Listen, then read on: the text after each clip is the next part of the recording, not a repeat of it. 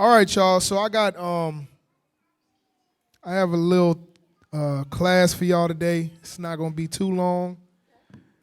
The title of the class, make sure you got something to write with. Make sure you take notes. The title of the class is "There's Only One Daddy Here, Not Two." Y'all like that title? Come on. Came with that all by myself. There's only one daddy here, not two. So, this is going to be a topic that a lot of brothers and sisters deal with, especially when you come into the truth. Going into what the world calls it, stepfathers and step parents. All right? That's what I'm be going into.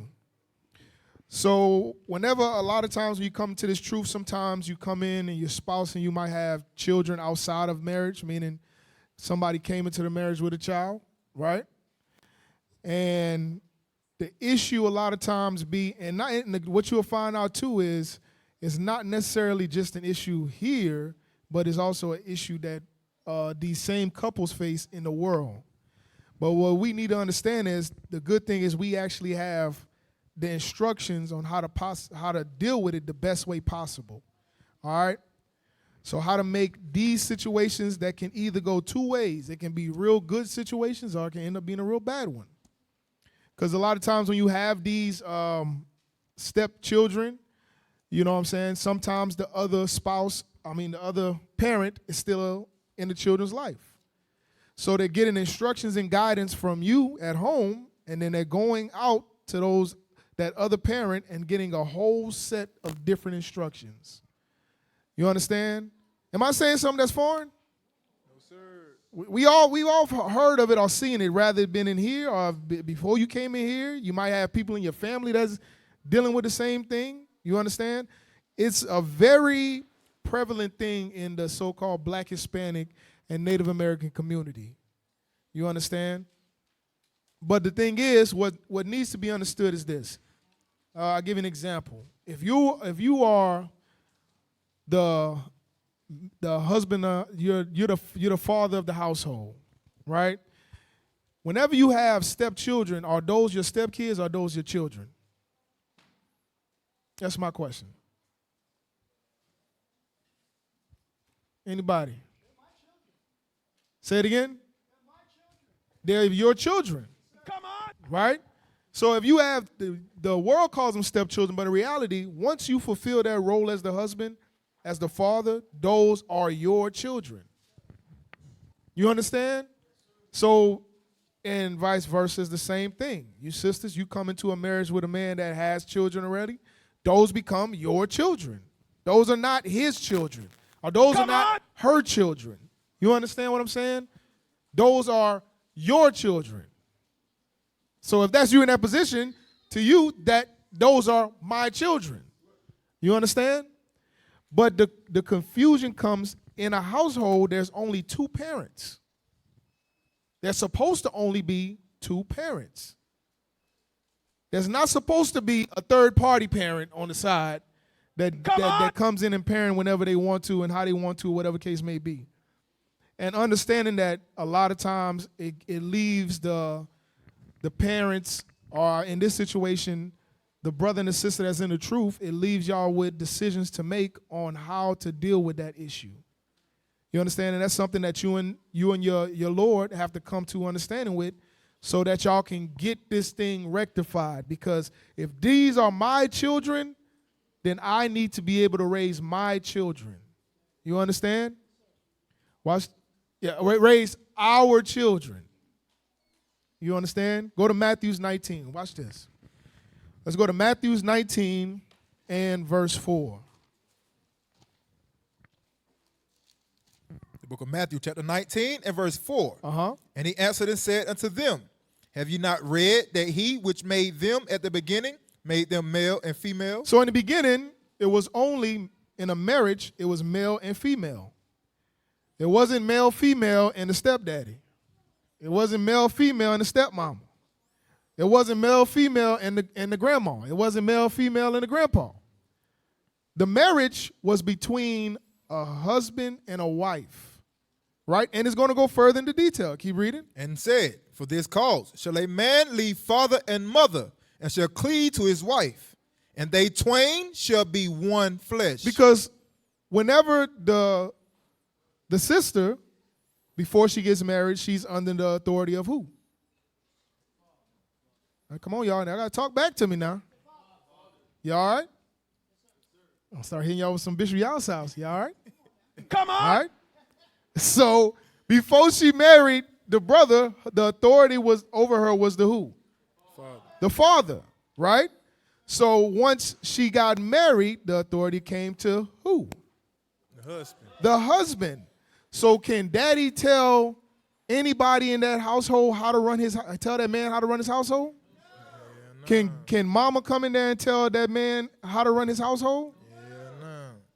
You understand? When you married, it's not no third party influence when it comes to decisions made in that household. The head of that house is that husband. And whatever guidance that he pushes down is exactly that, is what he pushes down. But y'all become one flesh. Y'all minds become intertwined. Your mind becomes his mind. You understand? But keep reading. Wherefore they are no more twain, but one flesh. Y'all become one flesh. Come on. But therefore God hath joined together. Let no man put asunder. Let no man put asunder. So when you married, there should not be nobody that can come between or tear apart something that God put together. It means it don't matter how much hardship you go through. It don't matter what your kids have to say about it. Because guess what? When you come into a house, a family, or where you have stepchildren, sometimes there's somebody gives authority to that child to be able to have influence on what happens in that household. But it don't work like that. Nobody should be able to tear asunder what God put together. So if you are ordained and you was removed from his rib in the beginning, and that's your Lord, then that means it don't matter what nobody think or feel or do, it can't end or destroy what God created. Right? Let's go to Genesis 3:16. Now, this is one of those scriptures where you get a lot of turned up faces. You know, people, you know, it'd be a one-sided frustration. Now, this one, you know, you're like, I got to read that scripture. We know what it's going to say. Jesus. What that have to do with being the only daddy in the house? What we got to read this for? We got to read it. We got to read it. Go ahead. Book of Genesis chapter 3 and verse 16. Come on. Unto the woman he said, I will greatly multiply thy sorrow and thy conception. In sorrow thou shalt bring forth children, and thy desire shall be to thy husband, and he shall rule over thee. Should your baby daddy rule over you? And he shall rule over thee. You understand? Your desires is onto your husband, and he shall rule over you. Nobody makes no calls to that household. You follow the direction and the guidance of your husband. That's who you are listening to. So it brings confusion when there's a third party. Whenever there's co-parenting outside of the parents that's in the house. Keep in mind, these are decisions on things that as you men, as heads of the house, you have to be able to see and correct as you see fit, as long as it's within the guidance of the scriptures. You understand? But nonetheless, that's a decision that you have to make. You understand? Let's go to 1 Peter 3.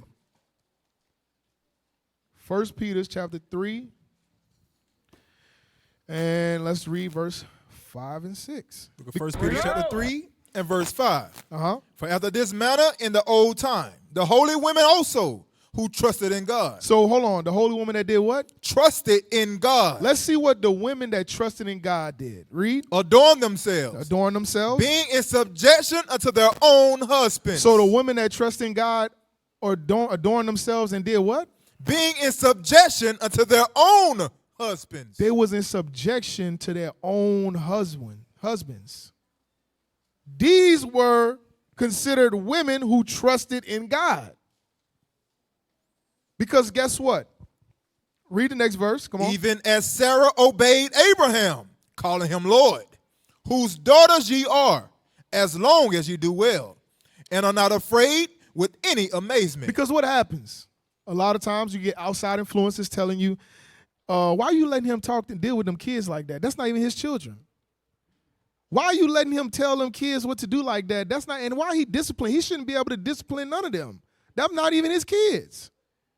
And you're going to just sit there and let him tell, that child don't want to be over there, and you making him take that child over there in that school to learn about the black Hebrew Israelites. Want to go over there and you want him to go march in the streets and and just profess that the Israelites is black? That's what you want that's not even his son. What if his daddy don't want that? Well, if his daddy don't want that, that's who he need to go be with. Because last time I checked, I'm his daddy. There's only one daddy in here. Right. It ain't two. And the thing is, you sisters should see that and be happy that you're not dealing with men in the world, because brothers in the world don't think like that. And be happy that, that he's not out there with his father. Because out there, there's no other option. There's no confusion on what's going to happen. Right. There's no confusion on how it's going to all end when it's all said and done. But it said these women who trusted in God was subject unto their own husbands. And then he gave you the example of your foremother Sarah. That's why she called Abraham Lord. Whose daughters you supposed to be?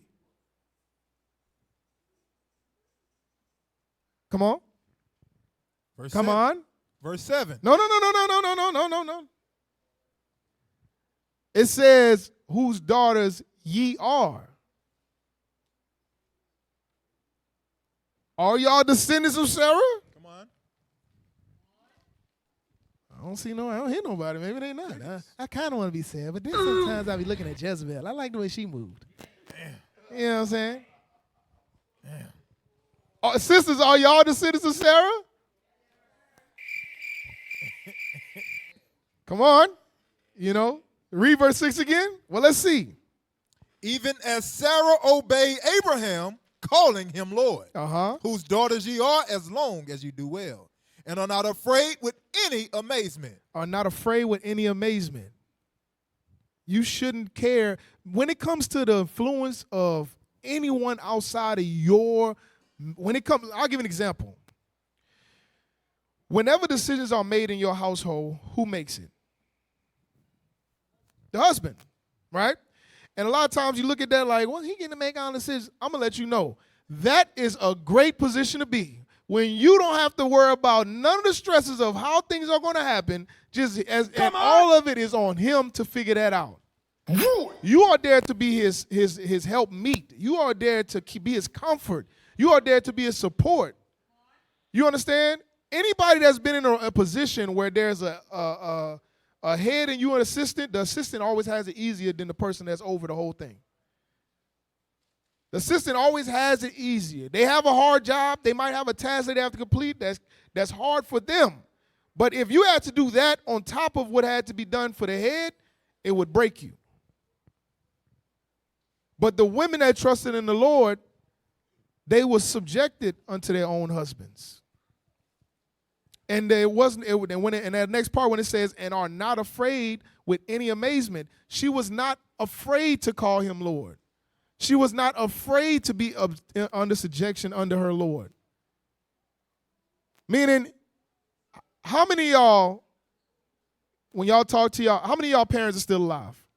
Sisters, I'm asking y'all. How many of y'all that's married, that's parents still alive? How many of y'all, when y'all have conversations with y'all parents, y'all refer to y'all husband as Lord? And when y'all first started doing it, did they look at y'all like y'all was crazy? My Lord, what the hell? Don't lie now. In the beginning, when you first did it, you probably was like, yeah, my husband, he over there, he doing this and that, and I'm gonna just throw some names out there. Daquan, he just, you know how he be doing. You know what I'm saying? You call him by the name, and then eventually, as you started to grow into it, You starting to try to fulfill this. You started to fulfill the scripture and not being afraid of how they looked or thought about you by calling your husband your Lord. The same way when you come into a marriage with children that might not necessarily come from him.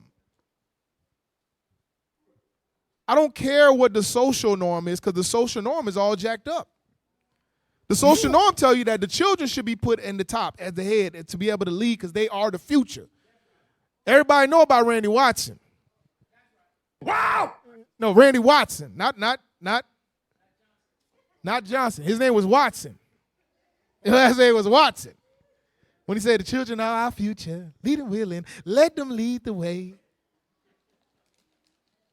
That's how the world look at it. Let the children lead. So in the world, they come to the child, you'll say, what would you like to eat today?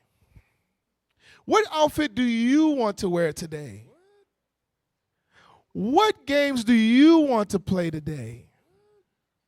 What books would you like for me to read? Nah, there's nothing wrong, but they have their favorite book. You can read their favorite book. But the point is, you give the child decisions to make on all platforms. You giving him seats of authority. And then you get mad when the child say, I don't want that. But when your husband, or they'll consider him in the world, they'll call him the stepfather, or even in a marriage where there is no stepkids. When a father say, no, don't give, he gonna eat whatever you make. Right. It's nothing wrong with it. Right. At the time, it's nothing wrong with it. Or when the babies cry, and they get a little older, and they keep crying. And then when they cry, you be like, I know you're sleepy. It's okay. Come on, you don't have. Or they start crying, and they like, he just hungry. I'm gonna tell you, B. I'm just like, hey, you gotta start learning how to use your words, bro. I don't want him to think that it's gonna be all right to keep crying every time you're sleepy, or crying every time you're hungry. Come on. Because guess what? Eventually, that ain't gonna be cute no more. In the beginning, it's cute. Oh, look at he just hungry. Give him a binky. Look, he stopped crying. See, he just wanted his binky. Oh, he's crying. Look, he stopped crying. Or just pick him up. You just got to pick him and rock him to sleep. See, he stopped crying. She stopped crying. And then when he get older, and he like 3 and 4, still doing the same thing, and you over there like this. Stop. What? What do you want? But you are teaching them habits to that child. You teaching them. So when you looked at the big bad daddy that said, don't do that, you like, well, you're just so mean. It's a baby. You don't understand. He's just so mean. He just want everything to be strict down the line. And you don't listen. Now you got a whining baby on your head. Now you got a 5-year-old that's whining and crying because he's sleepy. He's still saying he got boo-boos.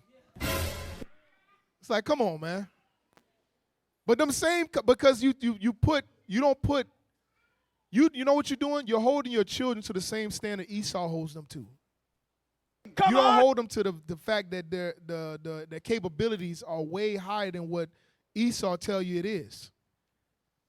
Because you believe they're too young to know what this is talking about. Now, I'm not telling you, all right, tonight we're learning trigonometry. But keep in mind, there's kids that are born in different countries every day and are not going through no language classes. And you put a baby in a Spanish household and he will speak Spanish. Yeah. You put a baby out here in America and he's going to know how to speak English. You put that same baby in Haiti and he's going to know how to speak Creole. Who's teaching him that? Who's teaching her that? The mind these children have, I'm going to tell you, until I came into the truth, when a kid went like till 3 and 4 and I spoke, that was normal. I'm like, he just got 3. He still got time to grow. He's still saying words that don't make sense. It's all right. Like I got nephews that was at one point 4 and 5 and still ain't speaking full clear language. You know what I'm saying? They still saying, hey, what twime is it? Hey, what you talking about twime? What's that? What you mean, the time? What are you talking about twime? That's not even a word. But coming into the truth, they was teaching the kids sign language, learning how to say milk and things like that. I don't know how to do them because I forgot them. You know what I'm saying? But They was teaching them how to say thank you. They was teaching them, and they understood when this happens, I do this. When this happens, I do this. When I want to eat, I do this. When I want something to drink, I do this. These kids are capable of way more than what you think they are. I ain't even say think, because I know at this point y'all should know they are. But a lot of times, when Big Bad Daddy say something, exactly what it is. He just don't understand. You don't have enough emotional side to you. You're so angry all the time. You're just a big old grump. Make you look like Mr. Wilson from what's his name? Dennis the Menace. Bruh. Are you just always mad? Man, took 2 gums and put in his dentures, man. Oh my goodness. But what ends up happening is, truthfully, sisters, and I say sisters because it's most of the time it is dealing with the sisters, you have an unhealthy devotion to your children. Right? Because there's 2 sides. There's healthy devotion, which we're going to get the definition for, and there's an unhealthy side of that. And the thing is, as fathers, especially coming into this truth, we understand the mission at hand, and we understand the roles that have to be played. So it's not that your husband don't like his sons and love his daughters, but his sons got a big role to fulfill. They're going to have to be that same man that come up with and understand how to solve all the problems in that household. Figure out what our next move is going to be. Then have to go out and stand in the face of his people that some of them don't care to hear what he got to say. And then he have to go out there and deal with the other nations and know how to carry himself in a way, not the way that we learned in the Willie Lynch letter, to be strong and not have nothing up here, but to be able to still be wise as a serpent, but come off as harmless as a dove. We understand that our daughters have to play a role of subjection and submission. They can't be tough and hard. You can't just, she fall and drop, pow, and hit her arm. And a lot of times they don't be hurt nothing. They just fall, and you just yell and they start crying. They're like, so what you doing? Stop crying. No. And then when it be the son, be like, what's wrong? Let me see. You fulfilling the roles that Esau put in place. It's supposed to be switched. They're supposed to be like that. They're supposed to be in a position where they got to learn how to deal with their emotions, but you have to understand that, guess what? You don't want no tough sister. You don't want to create a tough, hardcore daughter that's just ready to go, that can throw it with the best of them. You know what I'm saying? You don't want that. She out there looking like who want to shoot the fade. You don't want that. To be all up in men's face. You don't want that.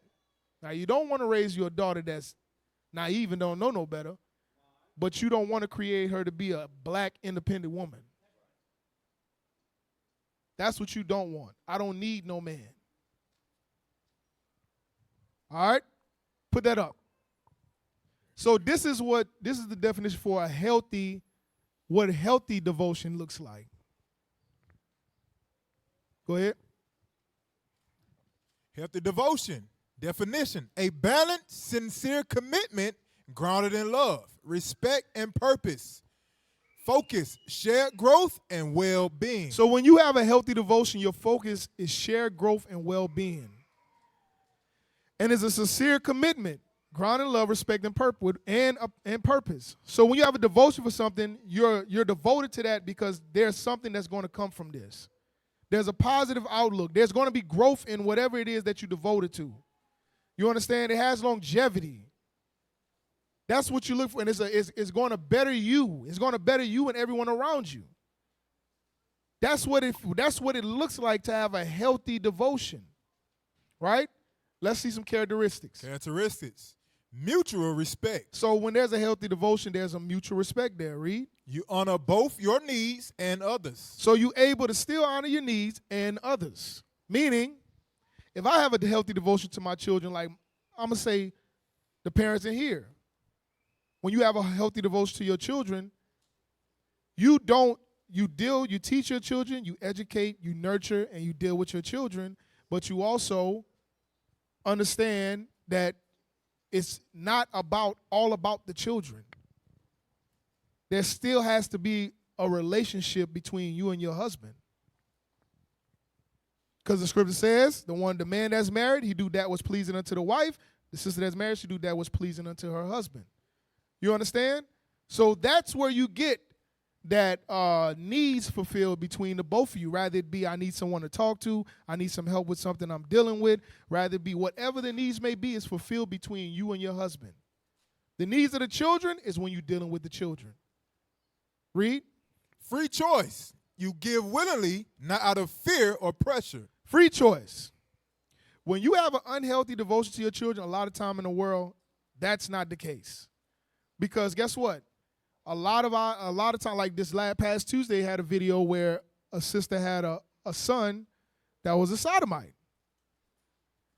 And he decided that he wanted to run for prom queen. So, but that was her drawing the line at that point. She was like, you start letting a little bit of this she said, gay stuff and this stuff pass, and then you got this. Which means when he first came out to her, she didn't agree with it, but she accepted it. She didn't give willingly. Or it was pressure and fear that caused her to go along with that. Because she showed in her actions, I do not like this. But I know how it is out there in the world. I know how society looks at it. I know what they say children feel like when their parents don't agree with it. So all this pressure and fear upon me, I'm accepted. And it wasn't until he exceeded what her acceptance level was to where it became a real problem. But when it's a healthy devotion, it's a free choice. Right? Read the next one. Boundaries. You stay devoted without losing yourself. You stay devoted without losing yourself. Whenever you come into this truth, a lot of people, like I know, like my rib used to say, I was nervous because I thought your personality was going to change. When you came in here, you wasn't going to be as funny, or you wasn't going to be as joking and stuff like that. Thought it was about to be, I come in the house, hey, what you got going on, woman? Go ahead and get the food cooked. What's happening with these kids, baby? Look, let me tell you how it's going to be. Get the Bible out. Let's go and read these scriptures. That's how I assumed in my mind what she thought I was going to be like. Hold on, Ock. Why the heck my clothes ain't clean yet? What's happening out here? You understand what it says? You got to be in subjection to me. Lay your face on the ground and let me step on your head. I guess if she thought I was going to be, I don't know. If I had to guess. I don't know. But that's not the case, because you're not losing yourself. Only thing that you're losing and changing is all the things that was hurting you before you came into this truth. To stop sleeping with a bunch of people is not losing yourself. To stop smoking that's slowly killing you is not losing yourself. To stop wearing clothes that show off all your body to everybody, even people you don't want to see your body like that, is not losing yourself. To grow your beard is not losing yourself. To come and keep the Sabbath. In the world, shoot, you was going to the church on Sunday. You're not losing yourself coming into this truth. You understand? But that's when you have a healthy devotion. Keep reading. Growth-oriented. It strengthens your character, peace, and relationships. So when you have a healthy devotion, it strengthens it deals in growth-oriented. It strengthens your character, peace, and relationship. A lot of times, truthfully, before this truth, marriages was on the decline. Marriage was on the decline. I can tell you from personal experience, before this truth, my marriage was on the decline. We was two people in one house. It was a day filled with just don't make no sense. Wake up, I go to the man cave, play games, smoke, then leave the house, go to my brother, smoke, then come back home and have a kickback with everybody at the house playing beer pong, and then we come together at night when we go into bed. That was it. You understand? Coming into the truth, it strengthens the relationship. It strengthens your character. Because like what we're going to read, we begin to learn how to be men. Y'all begin to learn how to be women. We begin to learn how to raise our children.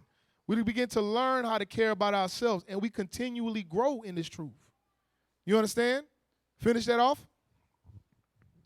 Spiritually uplifting in faith. It draws you closer to truth, humility, and love. Spiritual uplift. That's exactly what we gain when we come into this truth. It strengthens you in faith and drawing closer to the truth, humility, and love. A lot of these things we didn't know what it was prior to coming into these doors. So vice versa, you have to understand, especially if you come into a situation where there's a spouse, where there's kids that's not for that man, or whatever case may be, that guess what? Coming into this truth, he's growing into all of these things. And his devotion to his family don't mean he let his family do whatever they want. Because let me ask y'all a question, sister. If y'all let y'all children do whatever they want, would y'all have good kids? Would you be happy? If you say, I'm telling y'all come to these kids, what do you want to do today? What you want to eat? Chocolate. I want some candy. Can I have some cereals? I don't know why they always put an S on it. Can I have cereals? You say, go. What you want to wear today? Go put on your clothes. All the girls will come out with big ballroom gowns all day, walking around like Issachar children all day in the world, dressed like they going to a prom or wedding, and they ain't going nowhere. Go wear that. I'm telling you, you let my kids when they go to sleep, you put Michael and Gabriel, they get dressed, and they put that same Jamaican collar shirt on to go to sleep with shorts on. I'm like, son, that don't even look good. What are you doing? They'll put on jeans to go to bed if you let them. They'll wear their jeans backwards. I'm telling you, you just let them do it. They'll wear it. So imagine if you let them start making choices and decisions. But as husbands, we are, in this truth, we are being built up and to understand that your devotion you have for your family, it can't be based off emotion, because you got to be able to point out what's right as well as point out what's wrong. And you're going to always be the one stuck making the hard decisions. Right? All right, so let's see what unhealthy devotion look like. Let's run through these. Unhealthy devotion. Definition: excessive, unbalanced attachment that causes harm, dependence, or self-erasure. Focus. Hey, hold on. Go ahead and read the Focus. read the focus. Obsession, control, or fear of loss. That's how a lot of you sisters are with y'all children. Y'all have an unhealthy devotion to them. A lot of y'all are scared to lose y'all children. But we are seeing that this is considered an unhealthy devotion. You got to understand, when we went back and read in Matthew, he said from the beginning, it was male and female. Created he them, and they became one flesh. And it said, let no man put asunder what God put together. That's including these kids. You have a responsibility to your children to raise them up to be men and women. But when they get married, they're going to do what? They're going to do the same thing we read in Matthew 19. They're going to leave father and mother, and they're going to cleave unto their spouse. Who's going to still be there whenever they're gone? When these kids live, I'm still be here. When my kids go, I'm going to be here. Lord's willing. You understand? So you might want to get used to it, Mariah, because that's where I'm at. I'm telling you. Even in the world, we like that. How people say you be in like Officer was talking about the other week about being in the doghouse. I used to make it clear. If you're gonna be mad, I'm still gonna sleep in that bed. You would just be mad. You better turn your back or something. We'll be mad together to be in the bed. I ain't about to sleep on no couch. It don't make no sense. But when you have an unhealthy devotion to something, in this case, we are using the kids, that's what you cause right here. It's unbalanced that can cause harm, dependency. Is an obsession. Is a control there. Is a fear of loss. You understand? And those things obscure your judgment. So especially when you come into a marriage where those children are not for that man, Your mindset is you don't tell them what, don't worry about, I got this.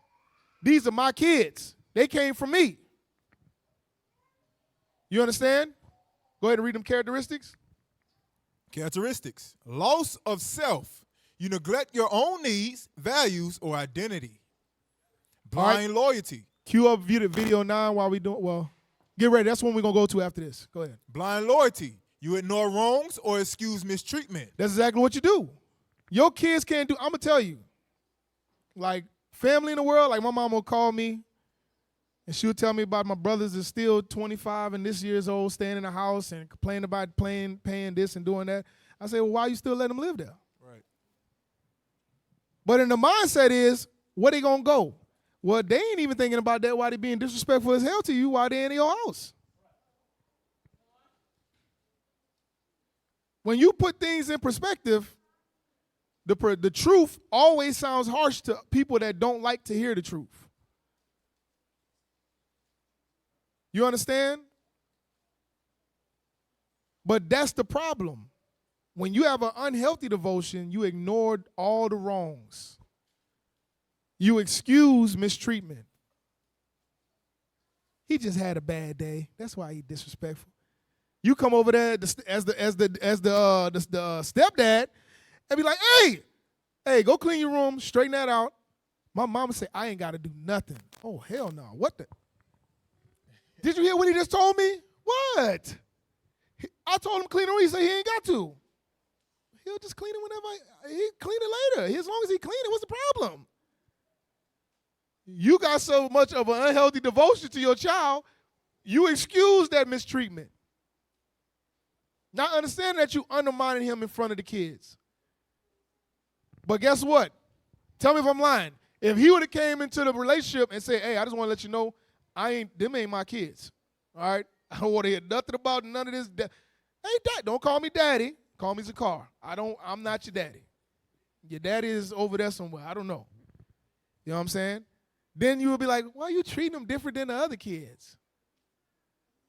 But then you want me to treat him like all the other kids until I'm treating him like all the other kids. Right. That's an unhealthy devotion you have to your children.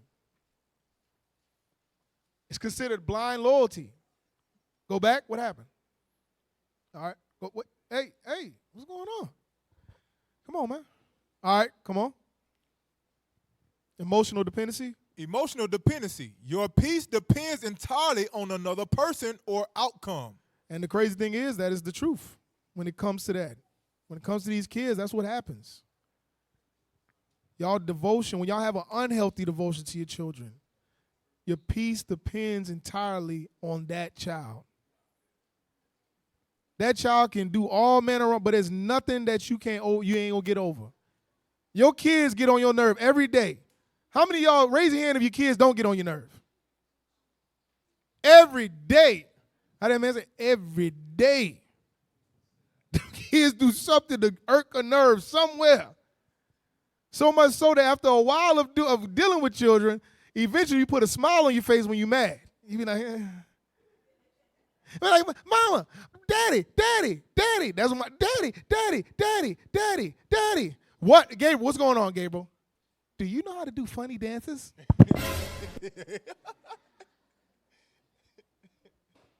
Son, I'm trying to build a chicken coop, son. I ain't got time to do no funny. No, I don't know how to do no funny dance. But Daddy. Wait, but Daddy, no, for real, this time, Daddy. What you want, Abigail? Knock, knock. Who's there? Interrupting dog. Interrupting. Roof. I'm trying to read my 4 chapters. Look, I ain't got time for no interrupting dog. Go ahead and read the next one. Manipulation risk. Other may use your devotion to control or exploit you. And y'all don't believe it, but them same cute little kids, that's what they be doing to y'all. Because they know when I want something, I can go to mama. When you say ask your daddy, you should look at their face. Go ask your daddy.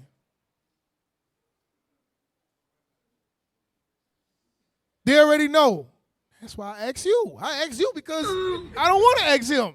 Because if I ask him, he gonna tell me no. Like Michael know that. He go to his mama, Mama, can I get a snack? Knowing good and damn well he done had a snack already. Go ask your daddy. Daddy, I want to know if it's possible, and if you don't mind, can after we finish, can I have a snack? Did you have a snack? When the way he responds, he already know what the next answer is. Did you already have a snack? Yes, sir. You already know what time it is. No. But they'll use and manipulate. They'll manipulate you based off your unhealthy devotion to them. Or they'll get a whipping by daddy and they'll go cry to mama. And if you don't deal with it the right way, he will be the big bad guy that's ruining all our lives, and you will be the only one that cares about us. Or if you treat him like a stepfather when he's correcting them children, in his eyes, eventually that cute little kid is going to get older. And when that cute little kid gets older and that man try to correct them, instead of him going to you every time and you just telling him to do what it is, eventually he going to stand up one day and say, you ain't my daddy. I ain't got to listen to you. You ain't my daddy. Matter of fact, square up, man. Let's throw them hands. I'm going to have to show you this real quick. I've been practicing. And I'm ready to show you what these hands do. They're official tissue. You heard Nehemiah? Well, look at mine. You understand? Eventually, that's what it's going to turn to. But your unhealthy devotion is what's going to lead to that. Keep reading. Spiritual imbalance. Spiritual imbalance. Faith or loyalty becomes driven by guilt, fear, or pride instead of love and truth. So even spiritually, it messes with you. Even spiritually, unhealthy devotion can mess with you to those kids. Because truthfully, spiritually, according to the scriptures, that's not how you're supposed to deal with the children. The children are not the head of the house. Right. The children are not the priority, don't have priority over your husband. The children don't even have priority over the mother. Right. You understand? It's a partnership that can't be broken. That's the way it's supposed to be. And that would bring to the next point, is that if we growing into all these things, you can take that down, taking on all of these things and understanding the wrong that we had on us in the world, and you have a third-party influence, what you think is happening when you send them over there to that person? When you send them to that man, does he know how to be a father? You shouldn't even have to question that, because a lot of the men that come in the truth say, I didn't know how to be a father until I came into the truth. A lot of you sisters say, when I came into, I didn't know how to be a mother until I came into the truth. So what you think they are out there? So when you send them to that father out there, what you think he learning anything positive that's going to continue or further along on what you already trying to instill in him? He's not. They're not. They're undoing what you are doing. But watch this. Put that up. Yeah, that's a good one. Read the caption before you play it. Put it up there. She told him to stay in his place. Should he be able to say something as a stepfather? Damn, hold on. Read that first part. What she did? She told him to stay in his place. Oh, my God. Hey, you know what I noticed? Like, since being in the truth, certain things that I hear, I'm like, I can't even understand what that would even look like. Meaning reaction would be terrible. What? You ever been so upset at the response you got that you had to re-ask them or make sure they knew what they just said? You that upset because before I turn up, I want to make sure you understand what you just said. Been that mad. Shut up. Oh, wait, hold on. You realize what you just said, right? Anytime somebody do that or put a hand out, you already know what time it is. It's real. You know what you just said, right? That ain't gonna work. Okay. Go ahead, play that. But you don't have to tell her anything. That's the whole point. You Turn don't it have up. to tell her Turn it up and start So over. if I see her doing something, you just say, "Baby, just leave it alone." You're dealing with me. You mess with me, I mess with you. You don't mess with my kids. Okay, that's not the relationship we got. You hear from me. Don't say shit. She got that. You ain't gonna say shit to her. You ain't gonna say nothing to her.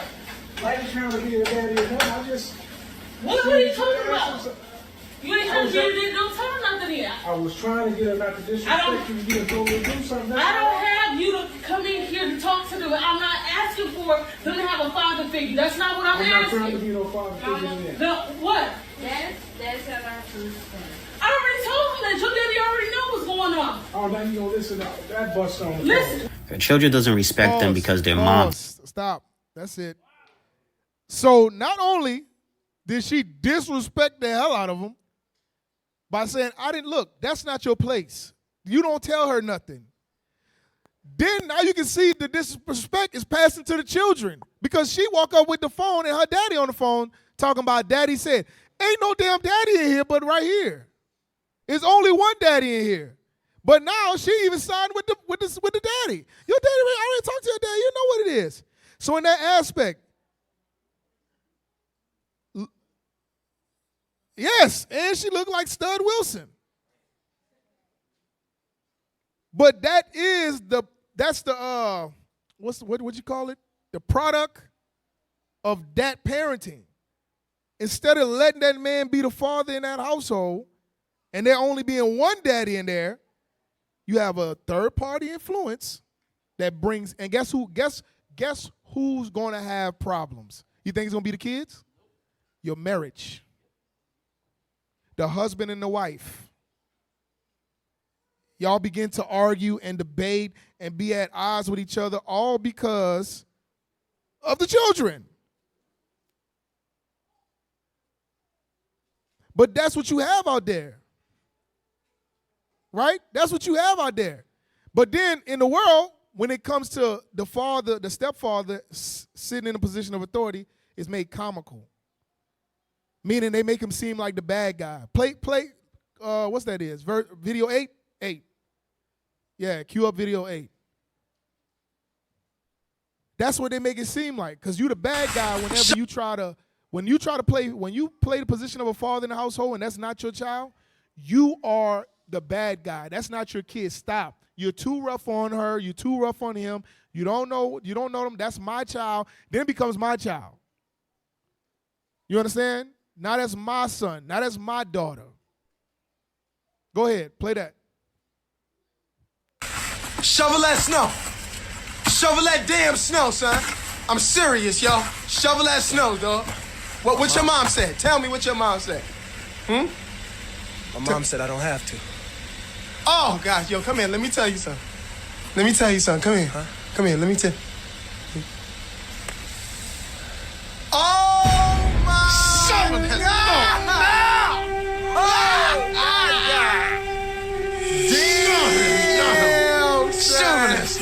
Yo, Tyrone, shovel the snow. Shovel. Oh, my God. Shovel it. All right. Shovel. Yo, Ty. Shovel that mother. Yo, shovel the snow, Ty. Shovel the snow. Shovel it. Oh, shovel that mother. Snow. Now. Tyrone. Shovel that mother. Okay. So now, he's the stepdad. It's the big meaty now. Now you throwing snow in your face, shovel the snow. Shovel, and now the mama said, Tyrone, just shovel the snow. Just go ahead and shovel it. But it's now this is something it's funny, right? But what ends up happening is you have two outcomes from this. When you continue to put a separation between that man and them children, one or two things happen. You and your husband end up being at odds, or eventually he stopped trying. And then those really become your kids. Right? Cue up video number 10. Then those really become your kids.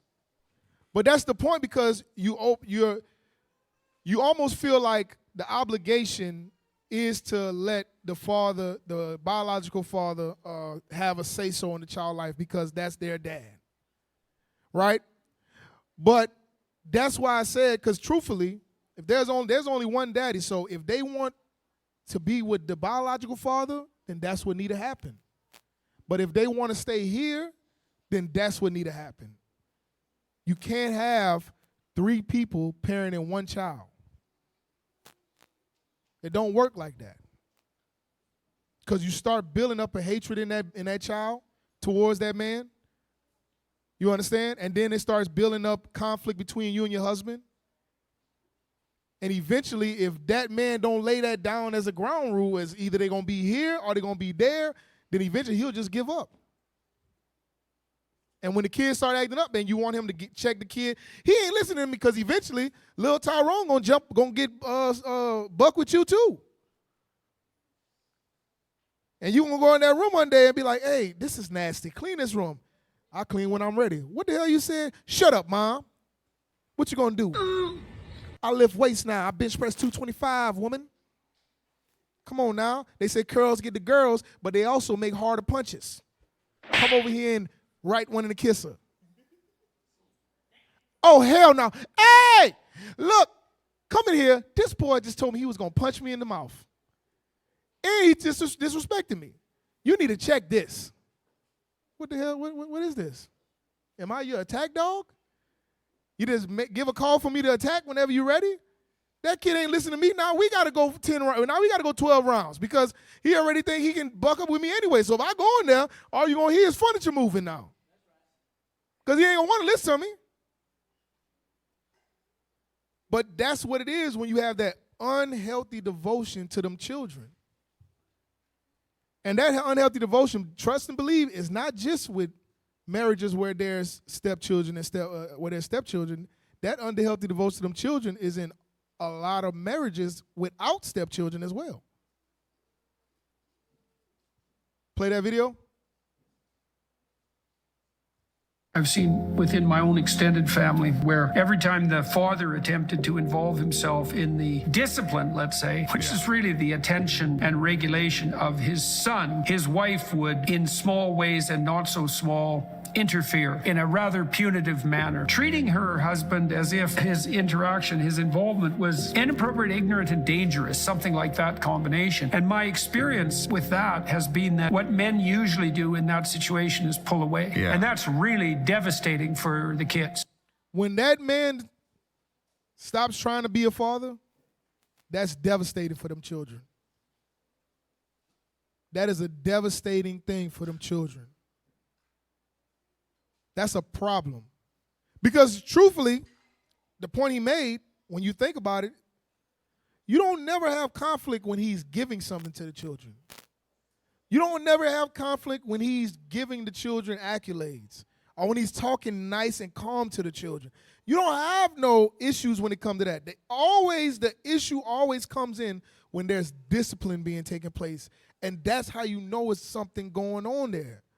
That's when you really got to think, like, why? I don't get mad when he do this, or when he teach him a new trick. I mean, he taught him how to make this. He taught him how to build that. He taught him how to fix this. He taught him how to read that. I don't really care that much about that. If he changes his clothing, his attire up, I don't mind. But as soon as he go to discipline him, that's when I feel some type of way. I'm gonna just let you know, it's equal opportunity in my house. Everybody, equal opportunity. You understand? And believe it or not, when you go into when there's a marriage with stepchildren involved, a lot of time what ends up happening is that father is more patient with that child. He tries harder to gain that child's to deal with him as a father, to see him in that light. He have to put more into play to deal. He got to spend more time with him. Try to be patient to get to learn them and understand them. And truthfully, the stepchildren get more attention than the actual children. That come from him.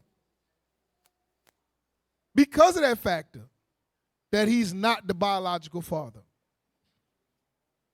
Take time instilling certain things into that child because he's making up for all the time that he wasn't there to know him to be a father. Because he's coming in here and seeing a man with his mother, I have to show him that this ain't a man with his mother. I'm your daddy. I'm your father. Because the father is going to be one that's going to raise the children. Raising a child is not always gifts. It's not always good jobs. It's not always hugs. It's not always, come on, man, you can try it again, man. Just imagine when your kids, you throw food all over the place. How many of y'all kids, when they first started eating, they was eating neatly? They ain't put no food. My kids still put food everywhere. How many of y'all? Nobody? Your kids eat neat when they first started? Oh, I was about to say, damn, you ain't share no secrets? How y'all did it? No, they wasn't. In the beginning, you very patient with them. Nope, that's not how you do that. You don't eat with your hand. All my children just ate with their hands. I don't know if that's a thing. All my kids just grabbed the food out with their hands and eat it. No matter what it was. Soup, grabbed it. Everything. They eat it with their hands. Hey, you got to hold your fork. Hold your spoon. You going to say something? Go ahead. If you hold your fork, hold your spoon, whatever case may be. And then at first, they were still eating with their hands. Then after a while, I'm like, pick it over there. Ah, hey, put it down. Looking at you crazy. All of them look like on Thriller whenever they be like that. As soon as you hit their head, they turn to one of the Thriller characters. And then eventually, it moved to, as soon as they see me, they'll pick up the fork. So they'll probably be going to get their hand, they'll see me. I'm eating with my fork. And that's when they act like, good, that's what you're supposed to do. Good job, good job. And then you know what the kids do? Then they tell you that was the most important part of their day. As soon as you get home, Daddy, guess what I did? I ate with my fork.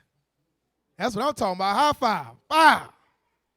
When you see that, that's good. But all them pops and them don't do that, whatever the case may be, that was a problem. But if you think about it, if everything you did was just that, oh, that's okay. That's what Esau do with their kids. Screw you, Mom. You're just upset, Billy. Just go ahead and get outside and get some fresh air for a little bit. You understand? I hate this house. I hate you. Hate everything in it. It stinks. It's disgusting. You know what? Billy, go in the corner. You're in timeout. That peaceful parenting, next thing you know, Billy shooting the whole supermarket up with an AR, and he wrote a manifesto. That's what that gets you. That's what you're going to get from that. You understand? But you have to learn these things. Give me Titus 2. And start at verse 6. The book of Titus, chapter 2 and verse 6. Because you got to keep in mind, usually when we go here, we're dealing with how the younger woman need to learn from the aged woman or whatever case may be. But there's a two-part to this in Titus 2. It don't just deal with just the women. It goes into the men as well. Right? Go ahead. Young men likewise exhort to be sober-minded. All right, hold on. Pull up, cue up that number 3. Get that ready. Just get that queued up. All right, read that again. Titus 2, verse 6. Uh-huh. Young men likewise exhort to be sober-minded. All right, let me ask y'all a question. Exhortation, is it always pats on the back? No, it's not. When you exhort somebody, it don't always.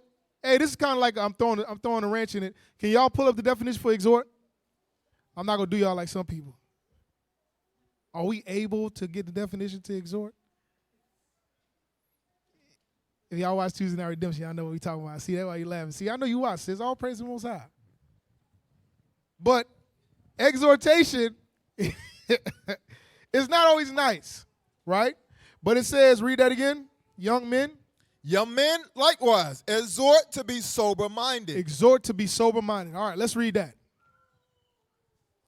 That's good. That's good. Exhort, verb, strongly encourage or urge someone to do something. So verbs are what? Action. There's action. So exhort, it says strongly encourage or urge someone to do something. Read the scripture again. Keep that up there. Young men likewise exhort to be sober-minded. So you have to exhort, you have to strongly encourage or urge them to be sober-minded. Some of the synonyms, I'm going to just read a couple of them. Urge, charge, press, pressure, push. I'm reading these because these are the ones we don't connect with the word exhort. You understand? Bid, incite. Now pressurize. All right. Advise. All of these are similar words when explaining exhortation, to exhort. So it says you have to exhort them to be sober-minded. Read. You can drop that. In all things showing thyself a pattern of good works. In doctrine showing uncorruptness. They have to be able to stand firm on doctrine. This is what the young men have to learn. Right? Read. Gravity. Sincerity. Gravity. Now, I don't know about y'all, but when I first read this, I had to look it up because I'm thinking gravity is what holds you on earth or something like that. I'm just like, hey, gravity. How many of y'all knew what gravity was? All right, I don't feel bad. I only seen 2 hands. So it's the same thing. All right? Go ahead, read that. Gravity, in a figurative or emotional sense, refers to a quality of seriousness. You know how I know I'm Judah? When I read the definition, oh yeah, I knew that's what that was talking about. You know how you do that? You don't be doing it, you be like, oh yeah, I knew that's what that was talking about. Wow! Go ahead, read it again. Gravity, in a figurative or emotional sense, refers to a quality of seriousness, importance, or moral weight that gives a situation, person, or statement deep significance. So, he caught himself. You caught him. You was going down the wrong path. You know what I'm saying? But you caught yourself. So you have to teach these young men. I thought it was a heavy point. I thought he was feeling it. But you have to teach these men to be grave, right? You have to teach them gravity. You have to teach them seriousness, importance, and moral weight. These are the different attributes you have to teach these men. Was that up above when it comes to teaching these younger women? Was those same characteristics up in the chapter when it talks about how the aged woman is supposed to teach the younger women? I'm asking the question. Was it? Sisters? Yes? No? Come on. I'm not sure. I need to read and check to make sure. Brothers? Was it up there? No? Soldier David, was it up there? Come on, man. I got it. It wasn't. It was not up there. You have to teach these brothers how to be that way. Keep reading. Go ahead. Sound speech. No. What right there. Oh. It suggests that something deserves respect, attention, and careful thought. It's not light, playful, or casual. Because these men got to be taken serious when they get older. These young men got to be taken serious when they get older. If they have these characteristics that they have to be taught by us men, we have to teach them these characteristics so that they can be taken that way. You don't want your son growing up and everybody look at him as a joke. I don't take him for what? Soft, all crying and emotional and stuff like that. And I seen one child was whining, was crying, and he said, "Stand your chest up. I'll poke it out." He said, and he stopped crying immediately. I said, "This guy's this guy. Oh my God!" He said, "Ah! Put your chest out." I said, "That guy's good." I thought I didn't walk there and finish playing. I was like, hey, jeez. It's a lot of gravity being given to that guy. All right, read that first one, and then we're going to keep reading the script. Key aspects of gravity: seriousness of tone or behavior. A person with gravity carries themselves with calm authority, maturity, and purpose. So in order to instill that, you think we can do that with a bunch of hugs and kisses? So when you see the father, regardless if that's his biological son or not, it doesn't mean that just because that's a stepchild, he's more hard on him. This is the characteristics he's supposed to teach. But do the men in the world know to teach their children this? They don't, because they're just passing on emotional traits to these children. Right? Keep reading. Not the example. Go to the next one. Number 2. Moral or emotional weight. Gravity can describe how heavy or impactful a situation or truth feels. So how is he going to react when somebody do a certain thing to him or say something to him in a certain way? If he ain't teaching him no gravity, he's going to act emotional. He's going to get in his feelings. I'll tell you, and you can see the difference. If I get on my sons, they'll straighten up. If I yell at them or something like, they'll straighten up. The crying don't come in until they know they're about to get their behind whooped. That's when they'll start crying. My daughters, if I just talk real aggressive to them, they'll start crying right there. And that's the difference. You don't want them to react like that. Do you think the reason if they're being taught the same way that the daughters are being taught, that's going to be the same reaction? There won't be no moral or emotional weight. There won't be a balance there. They won't react the way they're supposed to certain situations or when they hear the truth. You understand? Go to the next one. There you go. Respectful solemnity. Gravity often implies dignity, the opposite of being shallow, foolish, or flippant. Flippant. Philippian is in the Bible. That's not, but regardless, keep in mind, this is only one aspect of what we're supposed to teach the young men. We're still dealing with gravity. This is only one aspect of what they have to learn. But they got to have some type of dignity. That all goes into gravity. They can't walk around being foolish. They can't walk around being shallow. They can't walk around like that. You can't, as soon as you tell me something, I'm ready to fight you because I feel insecure about what you said about myself. I don't know how to control my emotions, so you see everything how I feel on my face. Because guess what? You can't pretend to be wise as a serpent and harmless as a dove. You can't control your emotions. Esau see big angry black guy. Right? They got another one, or is that it? Scroll down. All right, go ahead, finish that scripture. Go back to Titus 2. Titus 2, verse 7. Uh-huh. In all things showing themselves a pattern of good works. In doctrine, showing uncorruptness, gravity, sincerity. Sincerity, read. Sound speech. They got to be sound in speech. All of these things you're going to learn, you're going to see that when they learn, we cannot teach them these attributes by being second mothers or ran over stepfathers or disrespected stepfathers. You can't teach them gravity. You can't teach them sincerity. You can't teach them uncorruptness in doctrine. You can't teach them this stuff when you're just treated as the attack dog when I need you. Read. Sound speech that cannot be condemned. Watch. This is why. Sound speech that cannot be condemned that what? That he that is of the contrary part may be ashamed, having no evil thing to say of you. That's what you want. To where that those that are contrary to what we do don't have none. These children are their children is well behaved.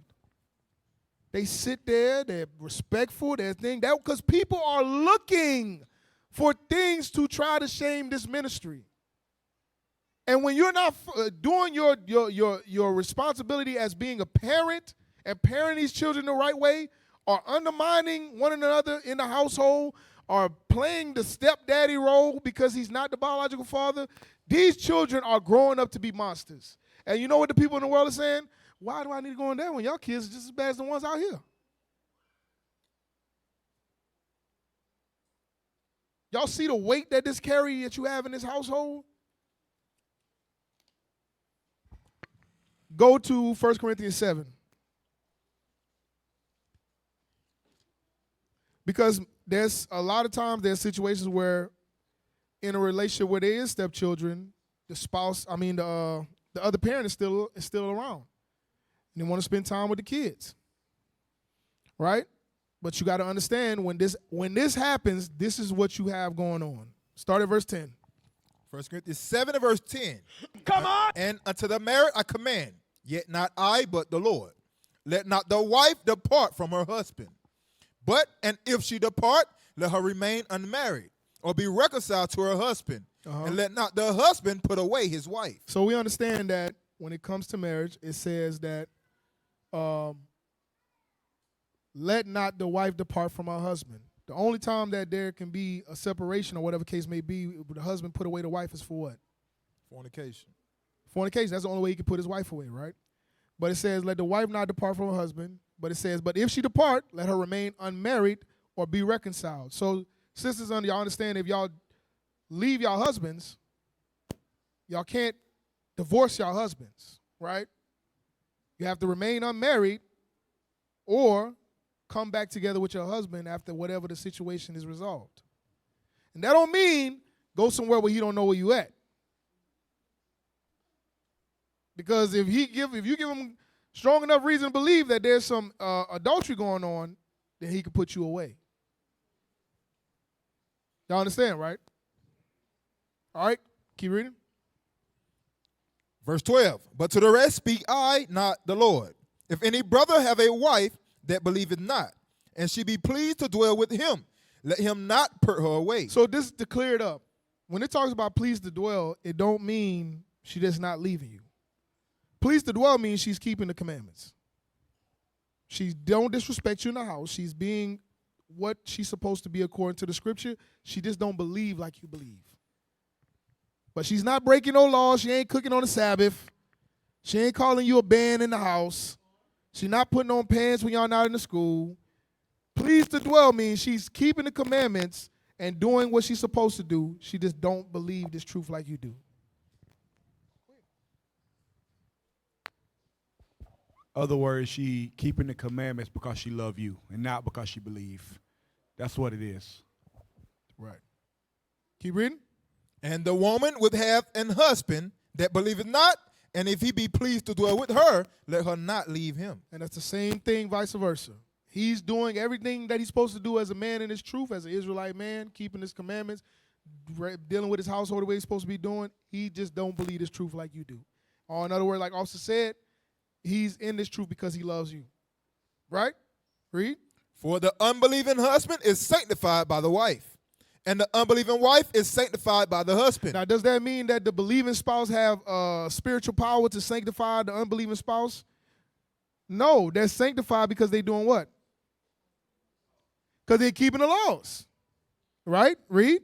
Else were your children unclean, but now they are holy. So when your children are with the non-believing father or mother in the world, what are they becoming?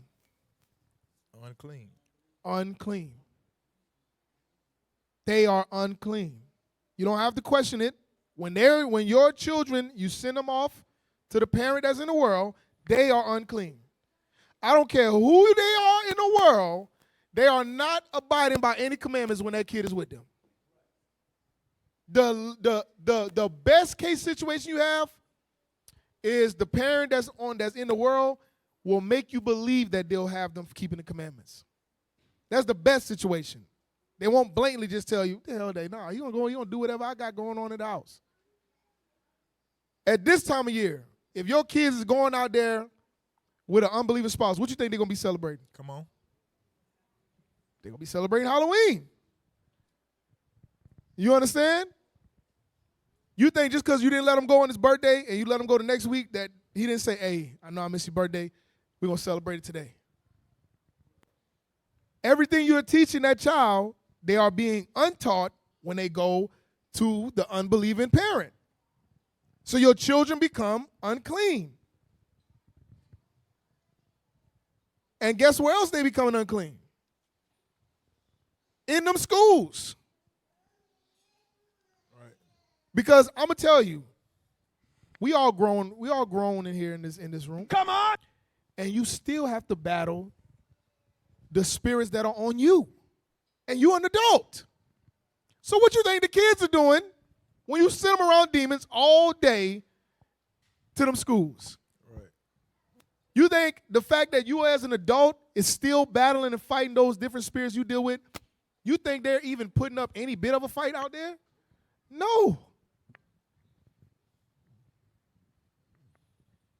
That's what you're weighing in the balance when you send your children out there to them schools, and in this situation when you send your children out there to them unbelieving parents. You just have to, some situations is a shared custody. You ain't got no choice. According to the man, you got to let him go on and let her go at these times of the year. Sometimes that's the case. But you understand, when that's happening, especially when they're young, your children are unclean because they're going to go along with whatever the parent is giving them out there. When your children get a little older, if they don't like this truth like you think they do, when they go over there, they're unclean. That's the time to cut loose. Because I promise you this, if they was turning away all that wickedness when they was with that other parent, he or she would just tell you to keep them with you. Because I don't want to hear that. I can't eat this. I can't eat that. I don't wear this. I don't wear that. I can't celebrate. I don't want to. Just keep them over there with you if that's the case.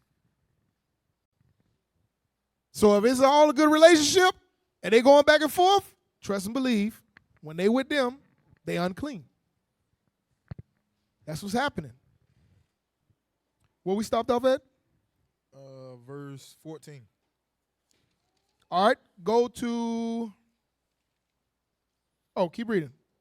Verse 15. But if the unbelieving depart, let him depart. A brother or sister is not under bondage in such cases, but God have called us to peace. So understanding, this is going into marriage, but this is also, that also is the same thing that falls in line with your kids. Sometimes they really want to go stay with the parent that's in the world. And unless you have an unhealthy devotion to your children, you will let them make that decision and abide with whatever they decide to do. Because if they're expressing that to you at this point, that means you're just keeping hold and you're just buying time. That's all you're doing. You're just buying time, and you're going to cause way more problems in your house. Keep reading. Verse 16. For what knowest thou, O wife, whether thou shalt save thy husband? Or how knowest thou, O man, whether thou shalt save thy wife? Because we don't. You can't. If the unbelieving want to depart, you can't hold them and keep them from leaving. They say, I don't want to be here no more. You can't do like, what's his name? Was it Samuel Jackson? When he chained the Edomite up to his house and didn't let her leave because he said he was going to cleanse him? Come on! You can't do that. You can't lock her up in the basement and send her down Arby's new steak nuggets to eat throughout the day and juice and keep her fed. Tell her she ain't going nowhere. You can't do that. That's illegal. Somebody gonna call the cops, you'll go to jail, all right? Same thing with your children. If they say I want to go with my daddy or my mom in the world, and you just try to hold on to them, eventually, I'm going to tell you, these kids, when they want to do something bad enough, ain't nothing you can do to stop them. It don't matter how many whippings you give them. It don't matter how much things you take away. If they got it set in their mind, that's what they're going to do. That's why you start young at an early age with instilling these things in them so that when they get older, like the scriptures say, they will not depart. Read. But as God had distributed to every man, as the Lord have called every one, so let him walk. And so ordain I in all the churches. Everybody is going to get according to their own doings. It's not like how when you read in Ezekiel, it says, the Father's not going to pay for the sins of the Son, and the Son's not going to pay for the sins of the Father. Everybody gets according to their own walk. I'm telling y'all, you can see some of the kids, they don't want to be here. And some of the kids are pleased to dwell. Meaning they keeping all the commandments. They're doing what they're supposed to do as sons and daughters, but they just don't believe. And eventually, some of them are just buying time, waiting until they get old enough so they can leave. Because if they didn't feel like it was going to be a repercussion for them saying they wanted to go, some of them would told you that right now. Some of them ain't got nobody to go to out in the world, so they got to wait till they get old enough. And there's nothing you can do to change that. The spirit that abides in that child is the spirit that abides in that child. Just because they're not your biological children or just because they are your biological children, they ain't going to change it. At the end of the day, whatever the spirit that lies in that child is going to manifest. That's why you don't give any fire to that flame by causing them separations, because that's not your real father. Or belittling that belittling each other in front of the children. You don't start feeding into that. You should be teaching them the right way and dealing and showing them a functional marriage so that they don't believe marriages are supposed to be dysfunctional. So when they get older, dysfunctional is normal. And guess what? A functional marriage to them will be what a dysfunctional marriage was to y'all. And that will continue a new cycle. All right, go to 1 Corinthians 15:33. So these are some things to keep in mind, especially if you're dealing in this situation where you have stepchildren or you have a child that's not from one of the spouses. This is what you're dealing with. If they go around that other parent, they're unclean. And at the end of the day, there's nothing you can do to save them. Read. 1 Corinthians 15, verse 33. Come on. Be not deceived. Evil communications corrupt good manners. So when you teach them all the laws and commandments and what not to do and what to do, and then you send them over there to the unbelieving parent, they're corrupting those good manners. They're changing and undoing everything that y'all been working on. When you send your kids to these public schools, they're corrupting their good manners. All the stuff you're teaching them, they're changing that right when you go to that school. I'm telling you, this is the phases. When they're young, adolescents, like between the ages of, I'll give them probably like 5 to like 10, 11, they can't hide or cover up really nothing. They're not that crafty. Once they get over that 11, they go into that 12 and teenage, they become very crafty. They know how to go to school and be wicked as hell and come home and act like they're righteous. They know how to go to the other parent in the world, act like and be wicked as hell and come back to you and act like they stood up boldly for the commandments of God. You understand? That's what they do. They'll do it. Don't be fooled. The scriptures can't be broken. Evil communication corrupt good manners. You can't believe that they're going around these wicked people for hours every day throughout the week, or even going to spend time for 2 weeks, a weekend with an unbelieving parent and think that there just is nothing bothering, nothing stopping them.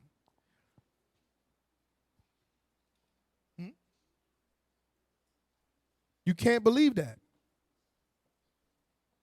You understand? Because some of us, when we came into this truth, your parents almost persuaded you that this was a cult. Your friends almost made you feel like you were crazy as hell for keeping these commandments. Your cousin almost made you feel like you dumb as hell for doing this. Your mom almost made you feel like you was crazy as hell for calling your husband Lord. Or having all them babies. So what you think a child is able to step and stand up against all of this different wickedness out there in the world if us as adults have to fight these things every day? What happens is you put a false sense of security in your mind to believe, because you already know that's not the case, but it makes you feel better about the decision you're making by sending them and letting them go. You understand? Because sometimes, like I said, this situation is shared custody, but sometimes the custody is 100% on one side, which means you don't have to let them go nowhere. All right. Let's go to Ephesians 4:29. The book of Ephesians chapter 4 and verse 29. Let no corrupt communication proceed out of your mouth, but that which is good to the use of edifying, that is may minister grace unto the hearers. Is there edification going on with brothers and sisters in the world? Are they edifying out there? Nope. Is there good communication out there? Nope. It is not no good communication. Hey, cue up that number 5. This is just further just point because it's telling us, keep in mind, these are the believers this is being told to. Read that again. Let no corrupt communication proceed out of your mouth. In the world, they talking about Glorilla. They talking about, what's some stuff, y'all? Give me some stuff. Right now, they talking about Halloween. They still going off of that. Everybody showing what costume they was wearing for Halloween. They talking about boyfriend and girlfriend. They talking about baby daddy, baby mama. They talking about this jump off. They talking about smashing her and smashing him. That's what the communication is in the world.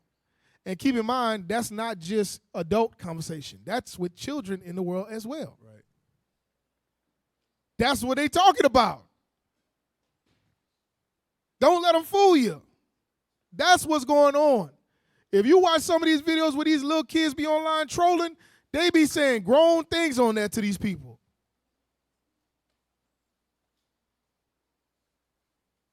That's what they saying. There was one guy was playing Madden with a little boy. He said, "Hey man, I'm a grown man on here." He was talking online on the headphones. And he said, "I got you talking to me like this. I got my own house. Where you at?" He said, "I'm at your sister's house right now while I'm scoring this touchdown." This is what these kids is. That communication is not just with adults no more. Right? But you got to keep in mind when you send them over there to that unbelieving parent, that's what they getting. You got a girlfriend yet? Come on, boy, you got to get up on that, man. Got to get you right, man. Got to get you right, man. You got to get you a girlfriend one of these days. I got to get you. You ain't got no girls you looking at your school? Putting these thoughts, slowly feeding these things into his mind. What your mama don't let you get a girlfriend? Oh, I bet you that nigga Zakar ain't letting you get no girlfriend over there. What he telling you? You got to wait till you're married? Boy, that's dumb as hell, boy. Meanwhile, the kid ain't thinking, hey, wait a minute. That's why I'm like this in this situation, because you didn't marry my mom and stay with her. They're not thinking that. The scripture says the mind of a child is foolish. They're not considering these things. That their dad is perfectly fine with seeing them every 2 weeks or every weekend or every holiday. But this other man is took on the responsibility to be there with me every single day. They don't take those type of things into consideration. You know what they think? They think just like this video right here. Go ahead and play that video. Watch this. Read the caption before you play it. When you just trying to be a good stepdaddy. Oh, look at daddy. He's not my dad. Really, Ava? He's not. My dad's in jail and they miss him. Y'all heard it? Wow. Can y'all hear it? Turn it up a little bit. Turn it up some more, all the way. Go ahead. Oh, look at daddy. He's not my dad. Really, Ava? He's not. My dad's in jail and they miss him. She said, he's not my daddy. He's not my daddy. My dad is in jail and I miss him. Meanwhile, he's the one that, go ahead, go. I was gonna say the reason why this happened is one thing, cause I know I was trying to hold off. The thing is, when they come to this stepchildren or whatever, parenting entirety, go to 1 Corinthians 1:10 real quick, because the child will always see the division amongst the parents. They will always see it, and guess what they're gonna do? When they see it, they're gonna feed into it. And they see it because the mother and the father ain't on one accord.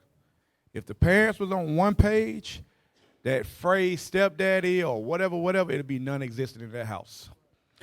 But it only exists because when you get mad, that child's, when you get mad, it becomes my child or your child or whatever. That's what happens. And the child see that. That's what happened with this little baby. The baby, she probably like 2, 3 years old. Talking about my dad's in jail and I miss him. But the thing is, if the mama would have never said, hey, you know what? It's your daddy. That child would have never known. But read that.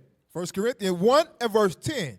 Now I beseech you, brethren, by the name of our Lord Jesus Christ, that ye all speak the same thing. So this has to happen in marriage. When you're married, you and your wife must speak the same thing. Your wife must she must carry out the orders of that father figure in the house. When that daddy put rules down in his house, in that house, guess what? The mama has to be the one to carry it out. Because if she doesn't, guess what the child gonna see? Division. Division. And the child be like, uh-oh, I got something here. I see some division. Read. And that there be no divisions among you. That there be no what? Divisions among you. That there be no division among you. When you say my child, guess what you're doing? You're separating that child from that father. My kids is division there. You're making it personal. You're saying this belongs to me and me only. That's the division. Read it again. That part. And that there be no divisions among you, Uh-huh. but that ye be perfectly joined together in the same mind and in the same judgment. And that's what it has to be when it comes to raising children. You have to be perfectly joined together, speaking the same thing, carrying out the same actions. If daddy say, hey, these children need to have a bath and in the bed by 9 o'clock, that's the order he put out when he home. Guess what you're supposed to do when he not there? The same exact thing. Come on. Because if not, you showing division. You are showing the separation that you and your husband are not on the same page. And them kids, guess what they will do? They will eat on that thing and they doggone carry it out to the fullest. They'll carry it out to the fullest. So that's something right there that all of us should be mindful of. Even when it comes to that corrupt communication officer was going into. Come on! That happens in the household. Let me tell you how it happened. It might not be you talking about worldly things, but when y'all are fussing in front of those children, and you're fussing in front of those children, you might get out of the spirit and say something that you shouldn't have said in front of that child, or to the mother or to the father, vice versa. Guess what you have now done? You have taught that child something evil. You have taught your daughter at that point, this is how you talk to a man. Or you have taught your son, this is how you talk to your wife. If it's something that should not have never been said in front of them from the get-go. That's that corrupt and evil communication as well. Another sign, a form of division. So this thing could, it goes, plethora of ways. But us as parents, IT didn't like what I said. Us as parents, we got to keep this in mind. It should not be any division amongst us. All right? Because Satan can come through your children. Satan will come through your children. And when Satan sees division between husband and wife, boom, boom, here we go. That's what he wants. And a lot of you, like Austin Carr was saying earlier, a lot of you sisters, y'all teach based off emotion.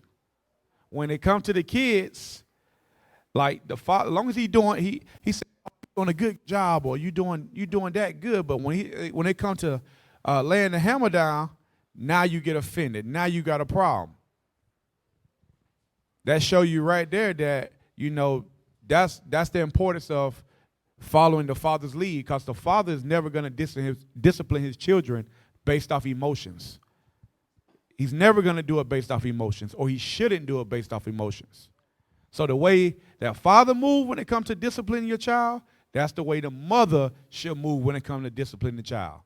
If you say this is what it is, don't go back 10 minutes later and pull the child to the side and say, I'm sorry, or No, you got to carry that thing out because that's what daddy would have did. Because when you do that, you show division amongst y'all too. So it's a learning point, but this is a heavy class Officer Carr doing. All praise. Yeah, they start doing, just tell them pick their chest up or something like that. I think that's how it go. Damn! All right, go to Genesis 18 and verse 19.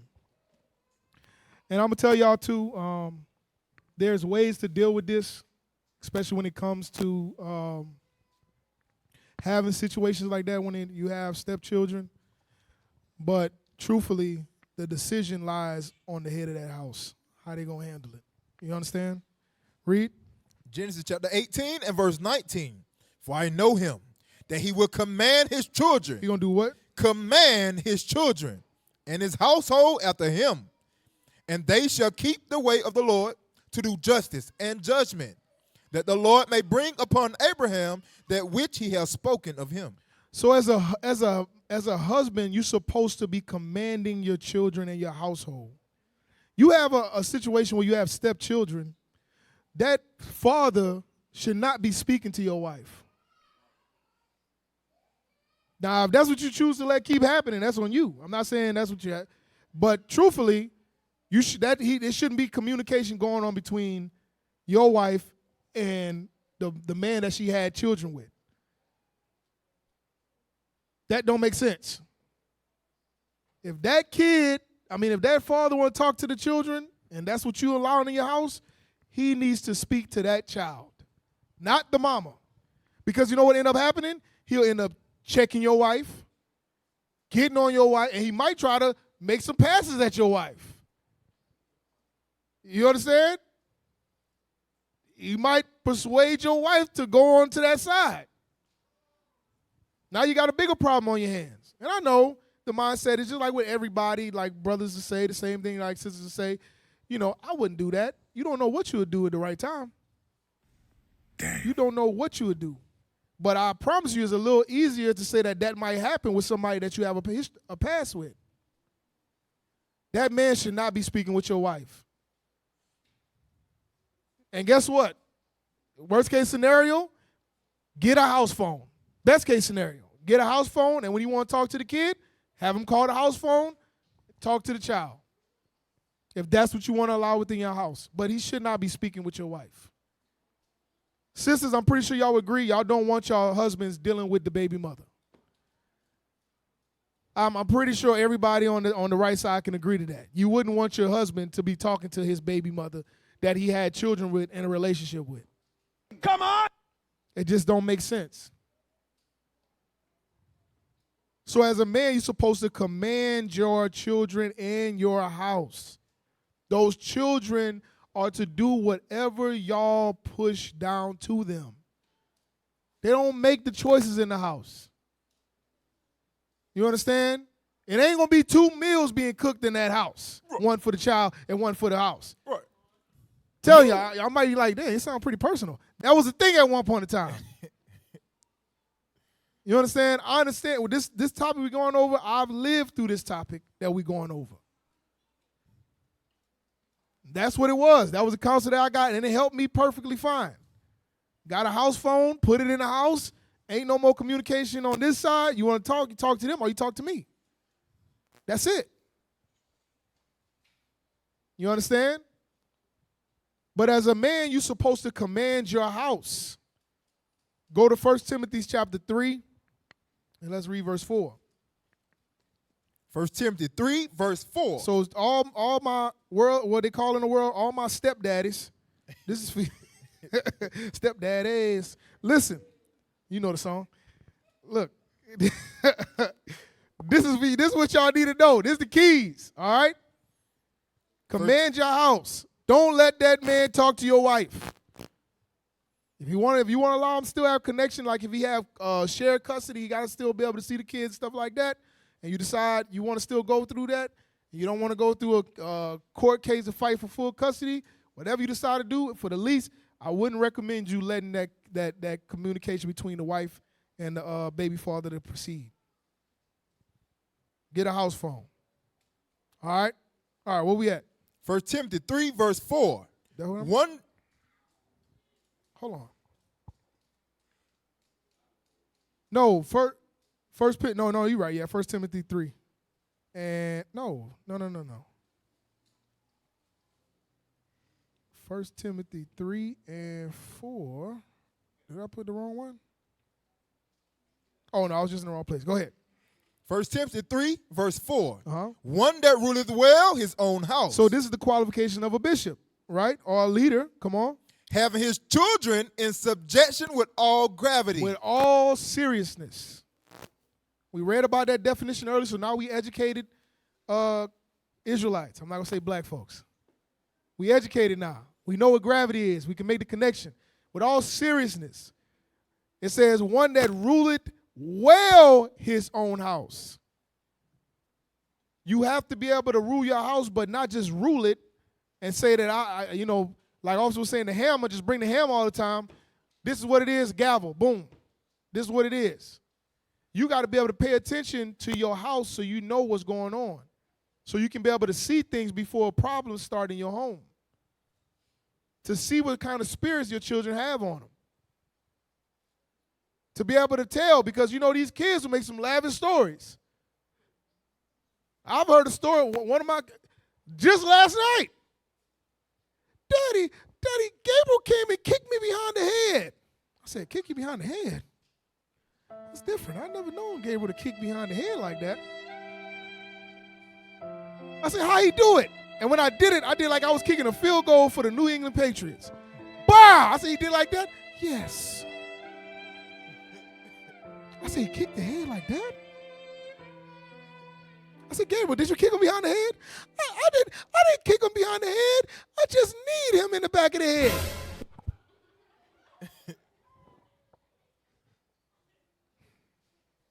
So you didn't kick him, but you need him. Yes, and I did on purpose. Now I know Gabriel.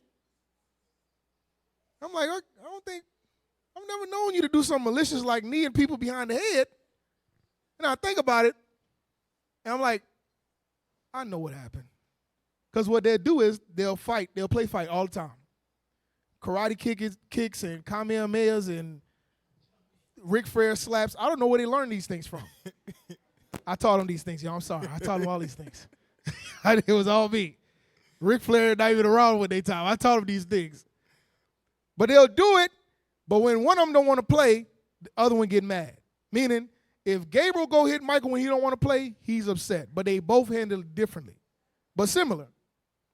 If Michael go hit Gabriel when he don't want to play, Gabriel will make an announcement in the living room to where we can all hear.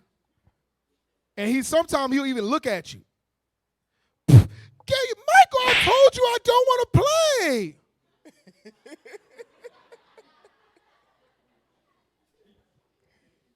And I'm like, I already know what's going on.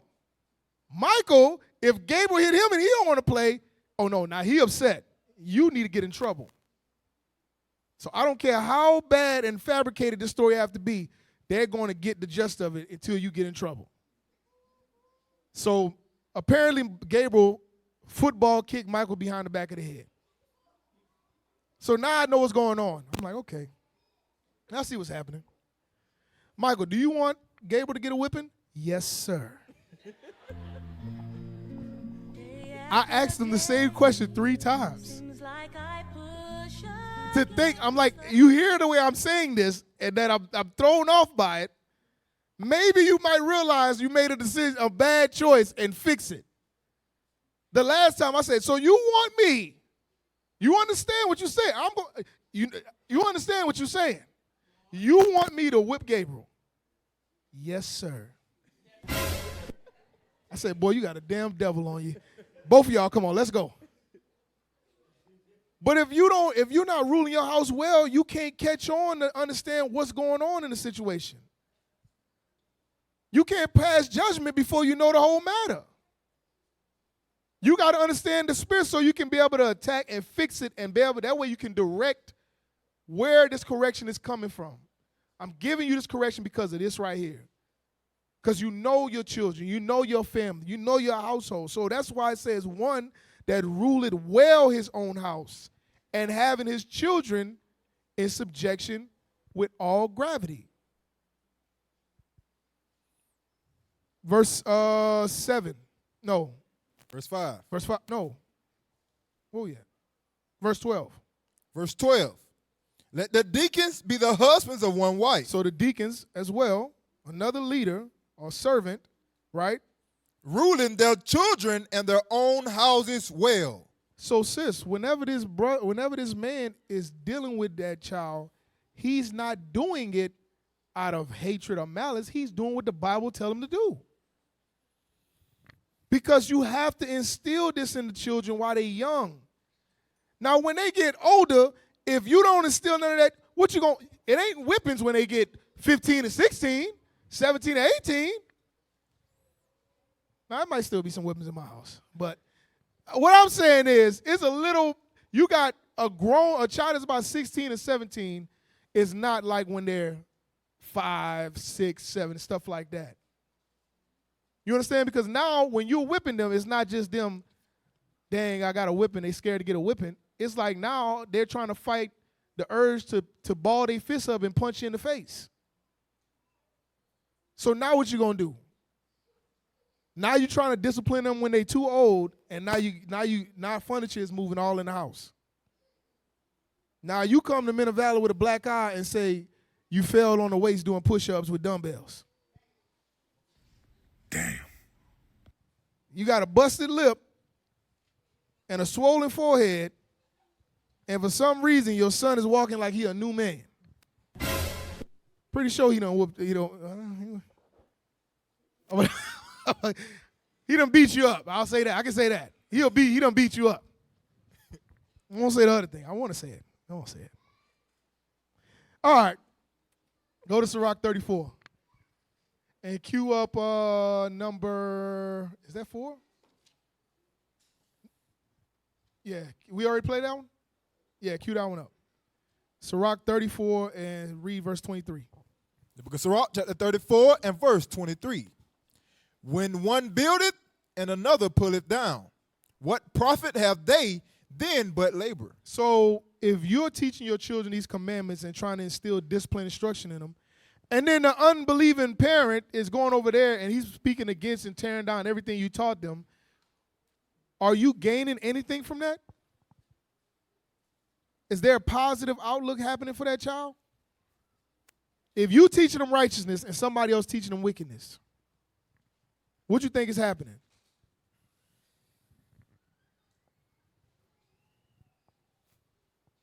Let me ask this. Do y'all think there's a positive outcome from that? No. So you give an example. It's saying if one is building and the other one is pulling it down, what profit do they have of their labor? Because as soon as you done put it up, somebody done took right back down what you just put up. Keep reading. Verse 24. One prayeth and another curseth. Whose voice will the Lord hear? You got one person praying to the Lord, and he got another person cursing you out, trying to curse you. It's like, who the Lord hear? So he's going over different things like that. It's going against each other. Keep reading.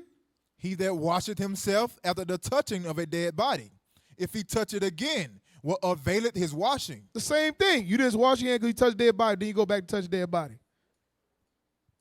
It don't make no sense. It's working against each other.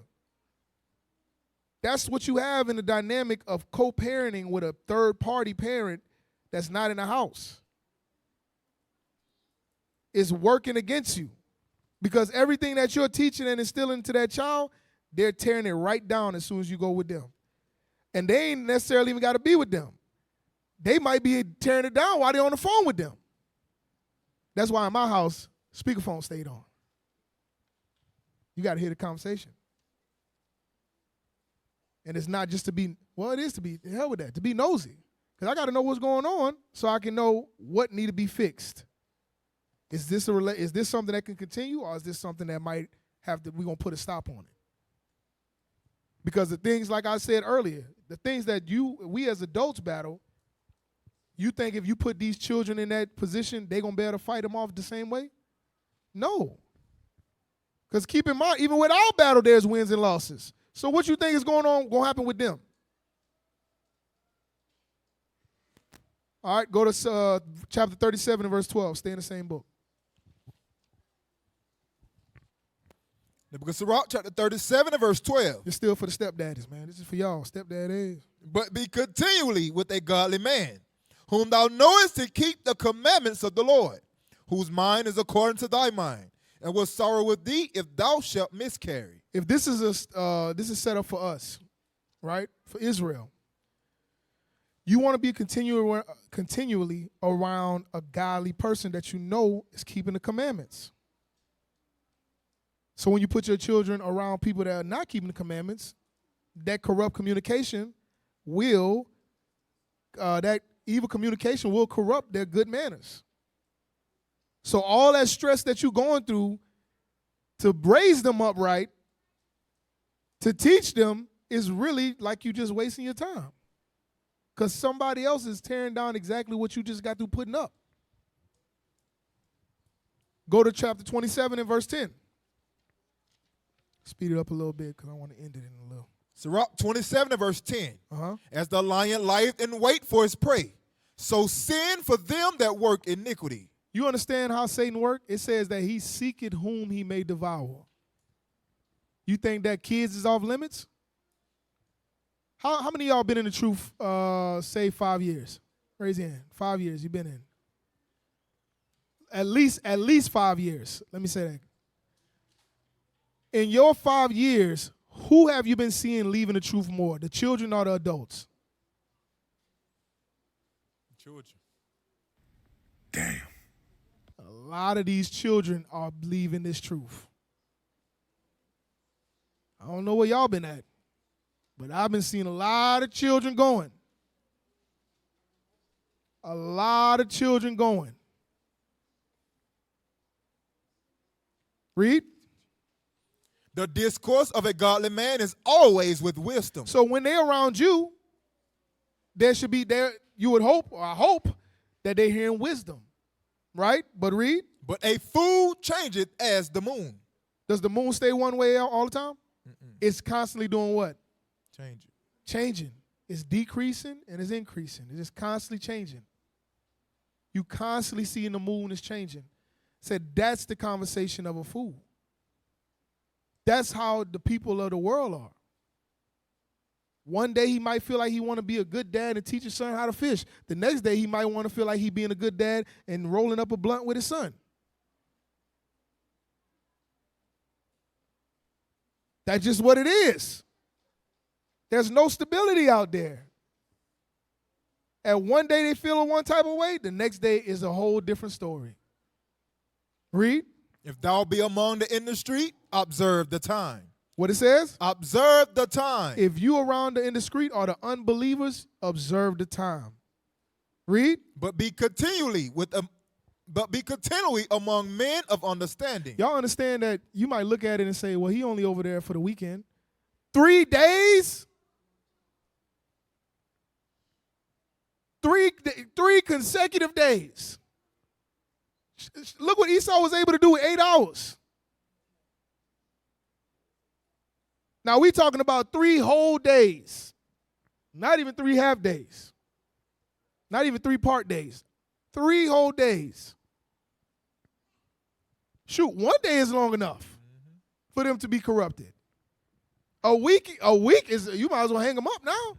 A week?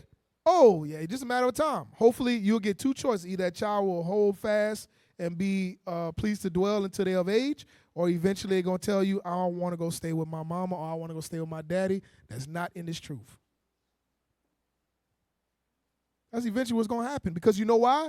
When they're with you, you give them structure, meaning they're not just free to do whatever they want. When they go over there, it's open season. I ain't got them same problems. I can be on my phone how long I want to. I can play the game all night if I want to. I can talk to girls if I want to. I can talk to boys if I want to. I can wear what I want to. I ain't got to worry about checking to see if this got pork in it or that got pork in it. I ain't got to not try to sing the Christmas songs when Mariah Carey start playing in Walmart. I can just go along with it. Y'all know y'all be getting got by Mariah Carey. All y'all be getting got. She be getting y'all. Caught my head one day.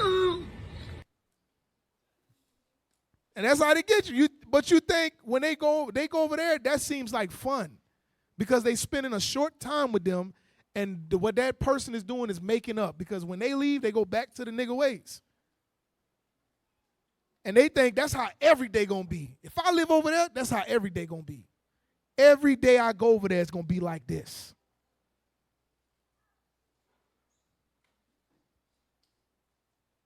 That's what's happening. But the Bible says when you amongst the indiscreet, you gotta observe the time. Hey man, y'all know y'all seen them Saints play? Oh, right by time. You got to go in the game. Hey man, you seen that sister over there that's working at that spot? That's my cue. That's my cue. You know, Christmas coming up, you know your cousin coming down and stuff like that. They ain't seen you in a while. They want to see, yep, yeah. That's my cue. But kids don't have that filter to know that's the cue. Because in their mind, this is my daddy, I got to respect him. So if daddy is saying this is what I got to do. That's the excuse they're giving themselves because they want to do it. But they're like, I got to do it because they just said to do it. And you putting your child in a compromising position where they have to make a choice, and you already know what's going to happen when they decide to choose. Cue that video up. His structure need to be heavy in that crib. Pause. Now, if he read the caption. Should the stepdad have more power than the biological father? So that's the question. Should the stepdad have more power or authority with the child than the father? Let's see what he said. His structure need to be heavy in that crib. Now, if he beating your kid, disrespecting your kid, you need to get out of Dodge. You damn need to put that pistol on him, to be honest with you. But outside, I'm not saying everything in here is good. Keep in mind, Officer Carr didn't say put that pistol on him. Never one time did I say that. Go ahead. Man, let this man leave. And that's what I see. A lot of women don't do that. They want this deadbeat to leave from nowhere, and he not doing nothing but showing up on Christmas with a half-ass gift. When I'm feeding your kid day for day, every day, I'm feeding you, I'm feeding myself, I'm taking care of all these bills and all that. Hey, we don't need all that. And that's what scares me, because y'all let this outside party have more power than the man that's taking care of everything. And even if he is a day-for-day dad, y'all not together. I'm here. I'm day for day with your child. Even if he lives across the street, the child is in our household. So my presence need to say a lot. You know, and that's what a lot of men are scared of. My presence ain't gonna mean nothing. So you see that? So the brother was saying, to answer the question, he believed that the stepfather should have more power than the biological father. Because if the biological father want to play a father role, then he needs to take his children. That's just what it boils down to. And I'm telling you, that's a lot harder with the sisters than it is with the brothers. Because the thing is, as long as we able to be the father, we will do it and love to do it. And we'll do it because that's just what it is. We knew what we were signing up for when we married you. So if it wasn't a deal breaker then, it ain't gonna be a deal breaker now. You understand? So when it comes to this, like he was putting out in the video, the stepfather should have more power than the biological father. And guess what? If you don't agree with that, there's two choices. Either one, if you don't feel like me as the stepfather should have more power than a biological father, then send them to their father then. Or you can let them, I would love for them to stay here and I raise them as their father. But it ain't going to be two daddies. There's only one. It ain't going to be two control. It ain't going to be you hearing, you getting the commandments and instructions from me, and then you go to another house where another man is at and he teaching you something different. That don't work. It don't work like that. And that's what if in situations like that, sisters, that's what you got to prepare your minds for. That maybe my children don't want to stay here, and eventually they'll want to go stay with whoever's the parent in the world. And if that be the case, what you gonna do? Buy time and let them stay up in there just to disrespect you and your husband? until it get to a point to where they no longer them sweet kids no more, and they can't bridle their tongue, and now they speaking out against the father, and now they talking about you can't tell me nothing because you ain't my daddy, or as soon as the father that's in the household is correcting them and they don't like it no more, and they go tell the dad, now he coming to your house to fight your husband. So you gotta weigh the balances. If we gonna do it, we gonna do it the right way. These kids is my children, and that means I'm raising them. That other side, that's what that is. That's out there. If he want his kids, he need to just get custody of his kids. Y'all understand what I'm saying? All right, cue that, that one. The one you got the mouse on. We're going to go to Sirach 30 after this. Yep. Is that the last video? Go ahead, play it. We about to close out. So we're going to play the rest of the videos and get these.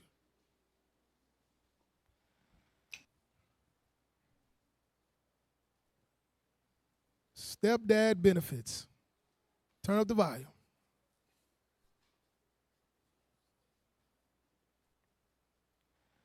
Quick question. What are the benefits of being a stepdad? You know what I'm saying? Like, because the kids are disrespectful, the mom undercuts your authority. So I'm going to ask y'all this. Women, men, whoever chimed in, if you've been a stepdad before, if you're currently a stepdad now, what are the benefits of being a stepdad? Because stepdads aren't looked upon as being highly favored. We know there are some exceptions out there, but what are the benefits of being a stepdad? So I'm going to answer the question because, like I told y'all earlier, I played the position of what the world called a stepdad before. When you come into a relationship as a stepdad, there's no benefits for you. Meaning, you don't come into the situation like, what am I about to gain from this? You coming in exactly the way you know you when you took this sister and said, I want you to be my wife. I'm taking on responsibility to be your husband and to be these kids' father. That's what it is. But when you look at it, you're not gaining anything from being a stepdad. What I'm saying is, whenever you have, like for instance, children, a benefit that to being a child, you don't pay no bills. You don't have to worry about where you're going to lay your head. You don't have to worry about where the next meal coming from. You don't have to worry about where the clothes coming from. Even the gifts you get, you don't even have to worry about where them coming from. And then if you have good parents, that if you got parents that in a position to where they're financially stable, you have inheritance coming your way. There's a bunch of perks to being a child. Your medication, your Medicare, everything, your health care is paid for, your insurance is paid for. You don't even know about stuff like that. Your internet is paid for. All of that you don't deal with, that you still reap the benefits of, is considered a benefit because you don't have to do nothing to get it but be a child. There's no benefit. There's no benefit. When parenting, your benefit is to see your children grow up and be exactly what you raised them to try to be. That's the only thing you can look to gain. And sometimes those children would take that from you by leaving. So the only thing that you work for is taken away. So the benefits to being a stepfather, there is no benefits. You understand? You're picking up responsibility. And if you are, and the men in this truth, the way you are taught to be as a stepfather is you are a father. You're not a stepfather. If you have children, if your wife had children before y'all came together and in y'all marriage you got children that's not yours, those are your children. Which is why the class is called There's Only One Daddy Here, not two. There's no existing parenting outside of your household. That's not in the Bible. You find it, and then we can talk. Now, what you decide to deal with, that's what you decide to deal with. But guess what? I'm telling you from experience, if you're going to be here, I'm going to raise you. He's not. That's what my decision was. until he got to a point to where he say, I don't want to be here, then he left. But when you leave, you're telling me that there's nothing else that I can teach you. And I won't even be mad at you if that's what you want to do. I'll respect you more that you told me. You understand? But this is just the way it is. And guess what? That's what you have to prepare yourself for. Because believe it or not, I don't want you to believe just because they're your stepchildren that that's the only children you got to worry about leaving. Your biological children will leave you too. These kids get to a point they don't want to do this no more, they're going to leave. I'm telling you, just like I said earlier, if you got stepchildren and they visiting and there's no problems, meaning nobody's calling you and complaining, your kids is not telling you they don't want to stop going, they're enjoying everything that they're getting when they're over there. I'm just going to be honest with you. Like the scripture said when we read in 1 Corinthians 7, when they're over there, they are unclean. Because they're doing whatever that parent have them doing, and they are enjoying it. Because if they didn't enjoy it, when the parents say, hey, let's go do this. Let's celebrate your birthday. I don't celebrate birthdays. Come on, let's go get some of these hot dogs. Are they porking those hot dogs? Damn. Hey, bro, you got any girlfriends at school? We don't do that. There's no boyfriend and girlfriends. It's only husband and wife. Eventually, what that parent outside gonna do is say, hey, you might as well stay to your house with all that. Because I ain't got time for that. We got to eat special food. You can't do this. You can't do that. Talking about, boy, get out of here. You crazy as hell. Or the child going to be like, I don't want to go back. Because every time we try to tell him, he still try to make us do it. But if that's not happening, it's the time of the life when they over there. I'm having the time of my life, and I owe it all to you. I'm telling you, that's what's happening. Them kids are enjoying the hell out of that. All them holidays, they celebrating them birthdays and unclean foods. They are having the time of their life. They just too scared to tell you that. Go to Sirach 30. Book of Sirach, chapter 30 and verse 1. All right.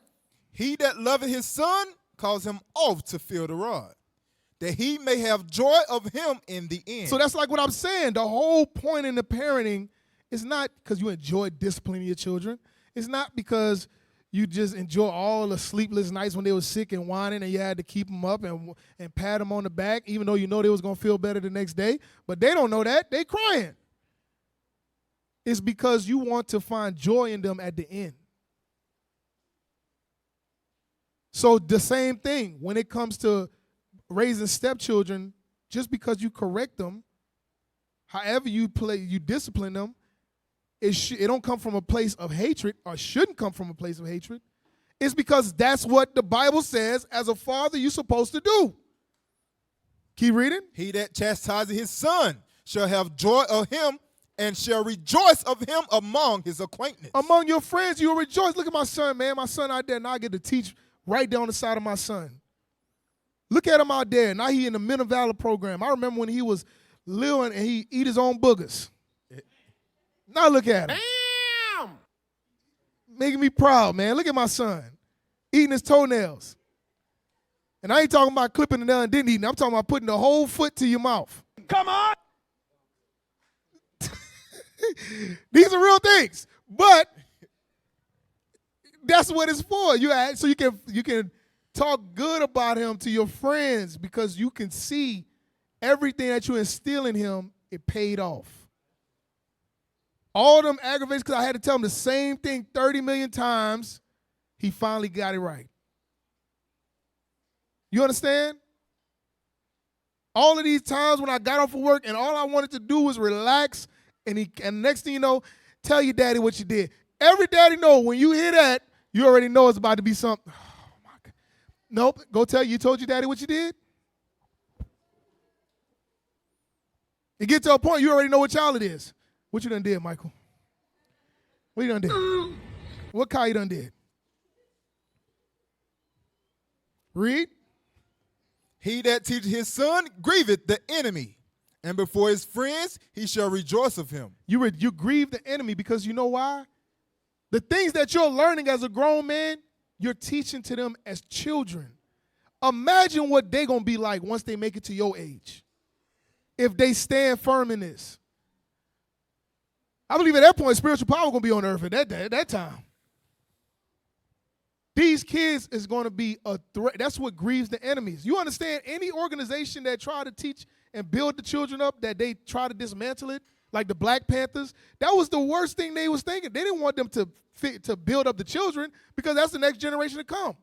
Come on. We can destroy them with the stuff that they was dealing with before they start being Black Panthers or before they start being Israelites. We could try to feed into their lust. These kids don't have the same lust they have.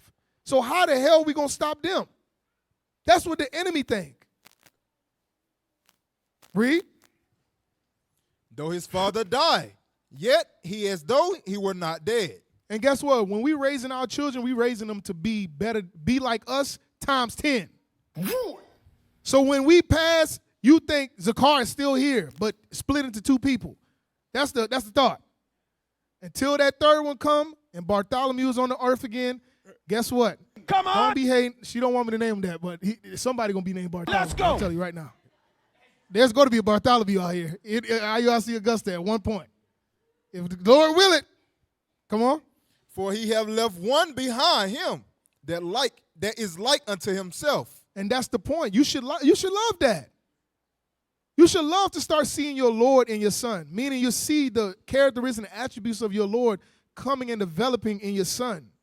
Because you love your husband, unless you can't stand him, then you're like, you just like your damn daddy. I can't stand that. Oh, my goodness, you just like your daddy. You know, I think every black mama done said that at one point if they ain't daddy in the house. It was always a bad reason. You just like your damn daddy. I'm like, damn. Message. But the Bible said that's a good thing, right? Read. While he lived, he saw and rejoiced in him. And when he died, he was not sorrowful. That don't mean just because he's not my biological son. Because he's my son. And I'm going to teach him to be like me and to be better. But if you want to see the manifestation of the nigga that's out there in the world, by all means, try it and tell me how that ends for you. Because I've never seen it end well. I haven't been in that long, but I've never seen it end well. And if I'm just using logic, I don't know how that would ever end well. You know, my sons are just like their daddy in the world, and I'm telling you, they are great. What? They daddy in the truth now? No, he's still in the world. And they great? Yes, they split an image. That don't make sense to me. Stop the cap. Keep reading. He left behind him an avenger against his enemies, and one that shall requite kindness to his friends. Come on. He that maketh too much of his son shall bind up his wounds, and his bowels will be troubled at every cry. You don't want that. You don't want to make too much of your children. You understand? You want to instill discipline and structure in your children and an understanding of self and identity. Put these core things in them that nobody can break. That's the point. And let them build on that. But you start making too much of your children, and it's going to be south for you. Meaning, your kids, that unhealthy obsession that we obsession? No, devotion. The unhealthy devotion that we read about earlier. It becomes harmful to you. Read. Because everything we read at the beginning was instructing your children, and so that you can find joy in them. Now you're about to start seeing the flip side. If you don't do that, this is what you're going to have to do. If you don't discipline your children whenever they do things that need discipline, if you don't sit there and make them and build them up to be like unto to leave an avenger behind that grieving the enemies, this is what you're going to have. Verse 8. Verse 8. And a horse not broken becometh headstrong, and a child left to himself will be willful. So just like a horse that's not broken, he buck up. You ain't about to ride. Eventually, he going to kick you in the face. And he said that's what happens with a child when you leave them to themselves. Eventually, he becomes willful, meaning eventually, I'll give you a terminology we've probably all heard before. They're going to begin to start smelling themselves.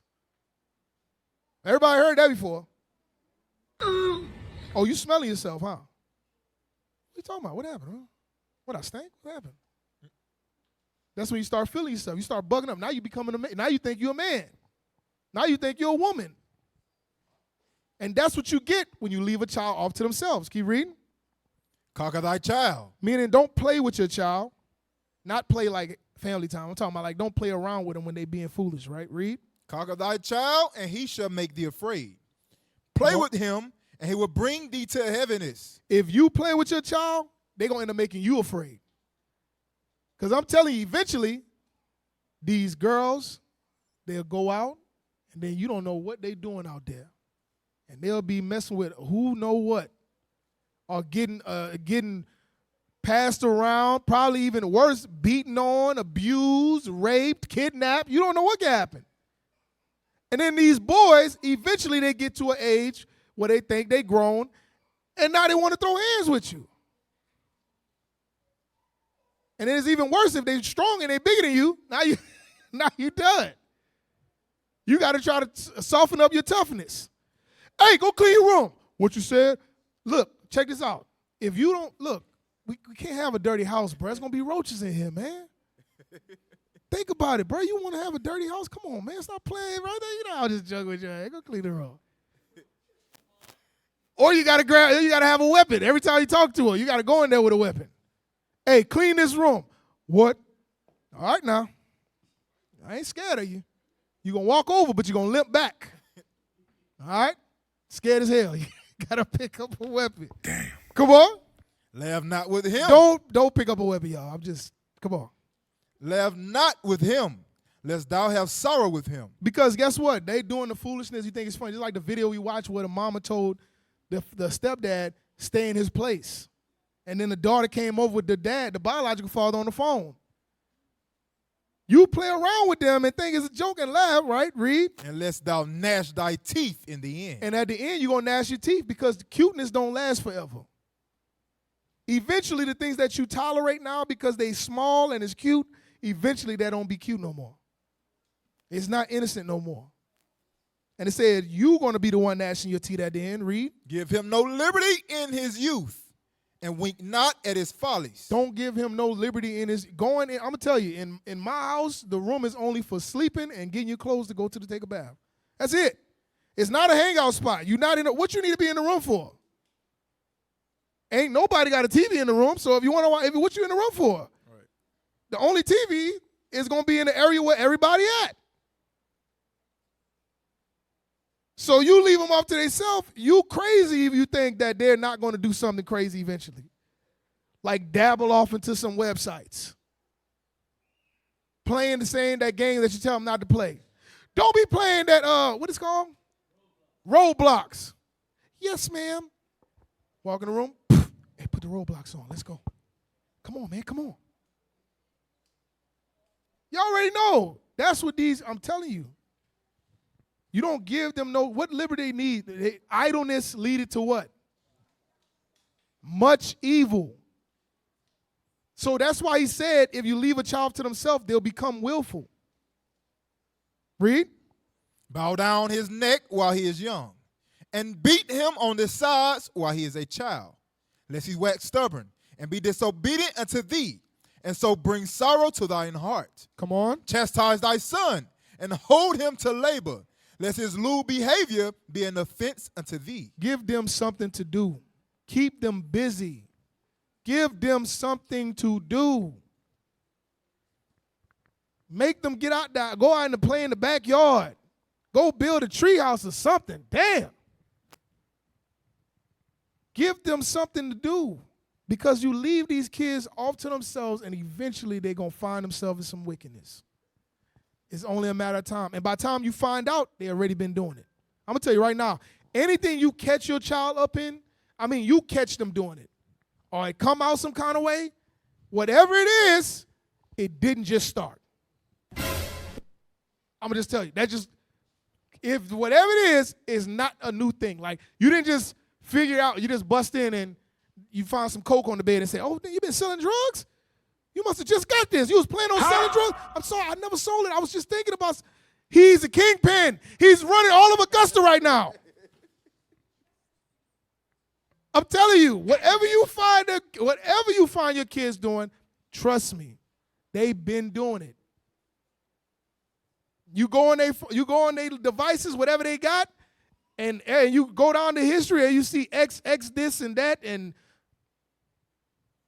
what is this? I just clicked on. I didn't know. Somebody told me at school. I haven't been watching. He has a subscription with your card. It's not just happening. You go through his device and find out he been talking with a girl. He's texting somebody, got a girl. They have been together for at least a few months to a year, depending on the age. Well, I don't even know. I can't even say no more because it's different. If they're in high school, they've been together for a while. They're in middle school, they've been together for a while too. It didn't just start. They just probably started dating recently, but they've been dealing with each other for a while. I'm just going to let you know. That's just what anything you catch your child up in is not just happening. When you caught it, it's the Lord revealing it to you before it got too bad, so you can put a stop to it. Now, whatever you decide to do with it, that's will be determined on you. But if you play around and laugh with them, it said at the end you will be gnashing the teeth. Let's go to Sirach 3. We got one more. Play that one. That's the last one. All right, go ahead. Read that. Sirach 3, verse 1. No. Read the caption. Oh. The responsibility of a stepfather. Come on. We all know what a stepfather is. It's somebody that takes a responsibility. They when they marry someone, the person that they're marrying has children, they're taking on a responsibility as a father in that child's life. If you are a man approaching a situation, you want to be dad, you want to be father, and the child still has their biological father in their life, you can't enter that situation to be like, well, they got a dad. I don't have to be fully there. I don't have to be fully engaged. That's not true. You're living in the house of the child while the biological father isn't. Biological father that is active in the life of their child, they're going to want to make sure everything is on the up and up with the dude that's living in the house with their kids. If you're not willing to be 100% with the child, I would just suggest to you that you do yourself a favor and maybe reconsider marrying someone with children. So you see, and I'm going to tell you, this is not always the case, but this is the mindset on the outside. They're saying don't marry nobody with children. You understand? We understand in this truth that as individuals, if that brother marries you and you have kids, he already understands what he's picking up as the responsibilities as that father, not as a stepdad. When he married you, he's stepping into the position as a father. Last time I checked, logically, there's no such thing as two fathers. There's one daddy. Unless that's something new that I don't know about. But a stepfather is a father. Because if I'm taking this responsibility, what I'm understanding is that the father in the world don't have nothing to do with his sons. Because if he did, he would have his sons or he would have his daughters. That's my mindset. Because I want these to be my children. That's how it is in the truth. It's what it should be. If you marry somebody with kids, your mindset should be, I want this to be my children. And that's the way your mind should be, and you should deal with them as such. That's what we went through Sirach 34. Because you're not their stepfather, you're their father. It can only be but one. I don't know why I heard that at. Son, I heard that somewhere. I think, what you say? I'm going to think about it. Go to Sirach 3. Sirach 3, verse 1. Hear me, your father, O children, and do thereafter, that ye may be safe. So whatever your father is teaching you in this truth, children, sisters and brothers, is so that you can be safe. Right? Read. For the Lord hath given the father honor over the children. I've never read a scripture where it said the Lord giveth the stepfather honor over the children. All right? And then he gave some of the honor to the actual father. You step into that role, you are the father. All right, call this Mari. You are the father. All right? We don't need no results. I'm just looking at it. Right? Read. And have confirmed the authority of the mother over the son. So the children don't have authority over the father or the mother. Y'all have the authority in the household. So guess what? The children only do what y'all let them do. If y'all let them do something, that's what they're going to do. If you say we're not doing this, you're doing it so that they can be safe. If they don't understand that, they're children. When I was a child and my mama whipped me, I didn't like it. And you know what I said after I got a whipping? I ain't going to never whip my kids. Ask my kids. Daddy was lying back then. But the mind of a child is foolish. When you was in school and you had a boyfriend and he dumped you, you thought you would never find love again. That's your mindset as a child. Until you come out of that foolish mindset. So guess what? The authority lies with the father and the mother. The children don't make decisions in the household. Whatever you establish in your household, that's what it is. If they think the little time they go and spend with that parent that's in the world is life, let them go find out. Because they're not putting it together. They don't understand that he only do this because we over there only so often. This is not an everyday thing. They're not going to realize that. They're going to think this is what life is going to be like every day. Awesome. Yeah. I don't know why they say we can't go back in the world. They crazy as hell. I want to go back right now. That's the mindset of a child. There's no legitimizing anything with children. They just look at what you if I was a stranger and I just gave children's gift every day and met them in the same spot, gave them a gift every day, eventually they will trust me enough to come to my house. I ain't got to tell them nothing. That's how children mindsets are. A lot of them are being bought off with gifts. That's what you think the parent do when they go in the world? Take them eat out, take them go to a basketball or football game, take them to parties, buy them some stuff, probably been stacking up on items they bought them over the time.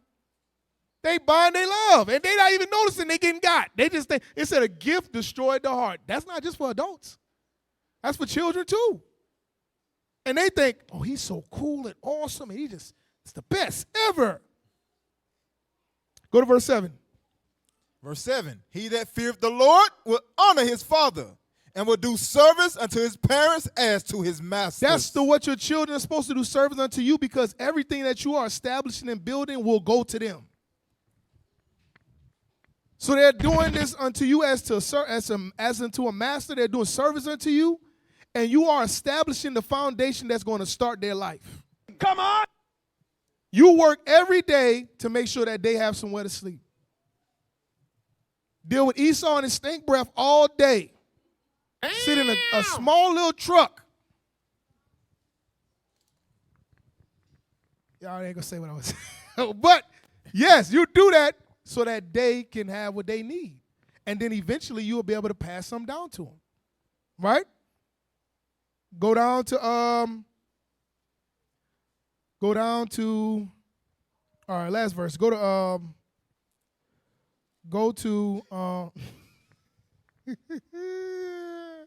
I can't stand you, bro. Go to verse 16. That's it. Let's go. This whole chapter for y'all that want to look more into it and see what the instructions and stuff set up, chapter 3 is a good guideline for that as well. Go to verse 16. Verse 16. He that forsaketh his father is as a blasphemer. If you forsake your father, you are a blasphemer. What's the one sin you can't be forgiven for? Blasphemy. You see how strongly the Lord feel about children that disrespect and dishonor their father? He said, you are a blasphemer in that point. Keep reading. And he that angereth his mother is cursed of God. And if you anger your mother, you cursed of who? God. That's what the Bible says. And I'm going to tell y'all, that's why I say that the authority lies in the father and the mother, because your children, especially when they're younger, you can't pull a verse to make them feel like they got to stop doing it. A lot of them are pleased to dwell. A lot of them don't believe in this truth. They just in it because you making them be here. If they had a choice, they'll leave or they wouldn't come. If they can stay with you and not come here, they'll do that. But the fact that you are making them keep these commandments, that's the reason why they're here. Across the earth, the prophets move. From city streets to distant lands, the message is the same. Israel must rise. Through every quest, every journey, the truth spreads. No border can contain it. No distance can silence it. Our nation lives in every moment. In joy, we celebrate marriages. In sorrow, we honor our dead. On the Sabbath, we gather as one. Families rejoicing together, bound by the commandments of God. Yet are we tried. From the stones in Kenya to the hatred in Montana, we endure as a soldier of the Lord. And still, the mission expands. On the airwaves, on the screens, in every nation under heaven, Israel's voice is heard. We build our communities. We raise our children in royalty. We restore what was broken. We clean what was defiled. We show the world who we are.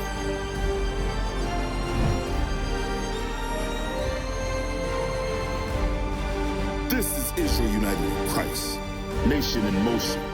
Nation endures.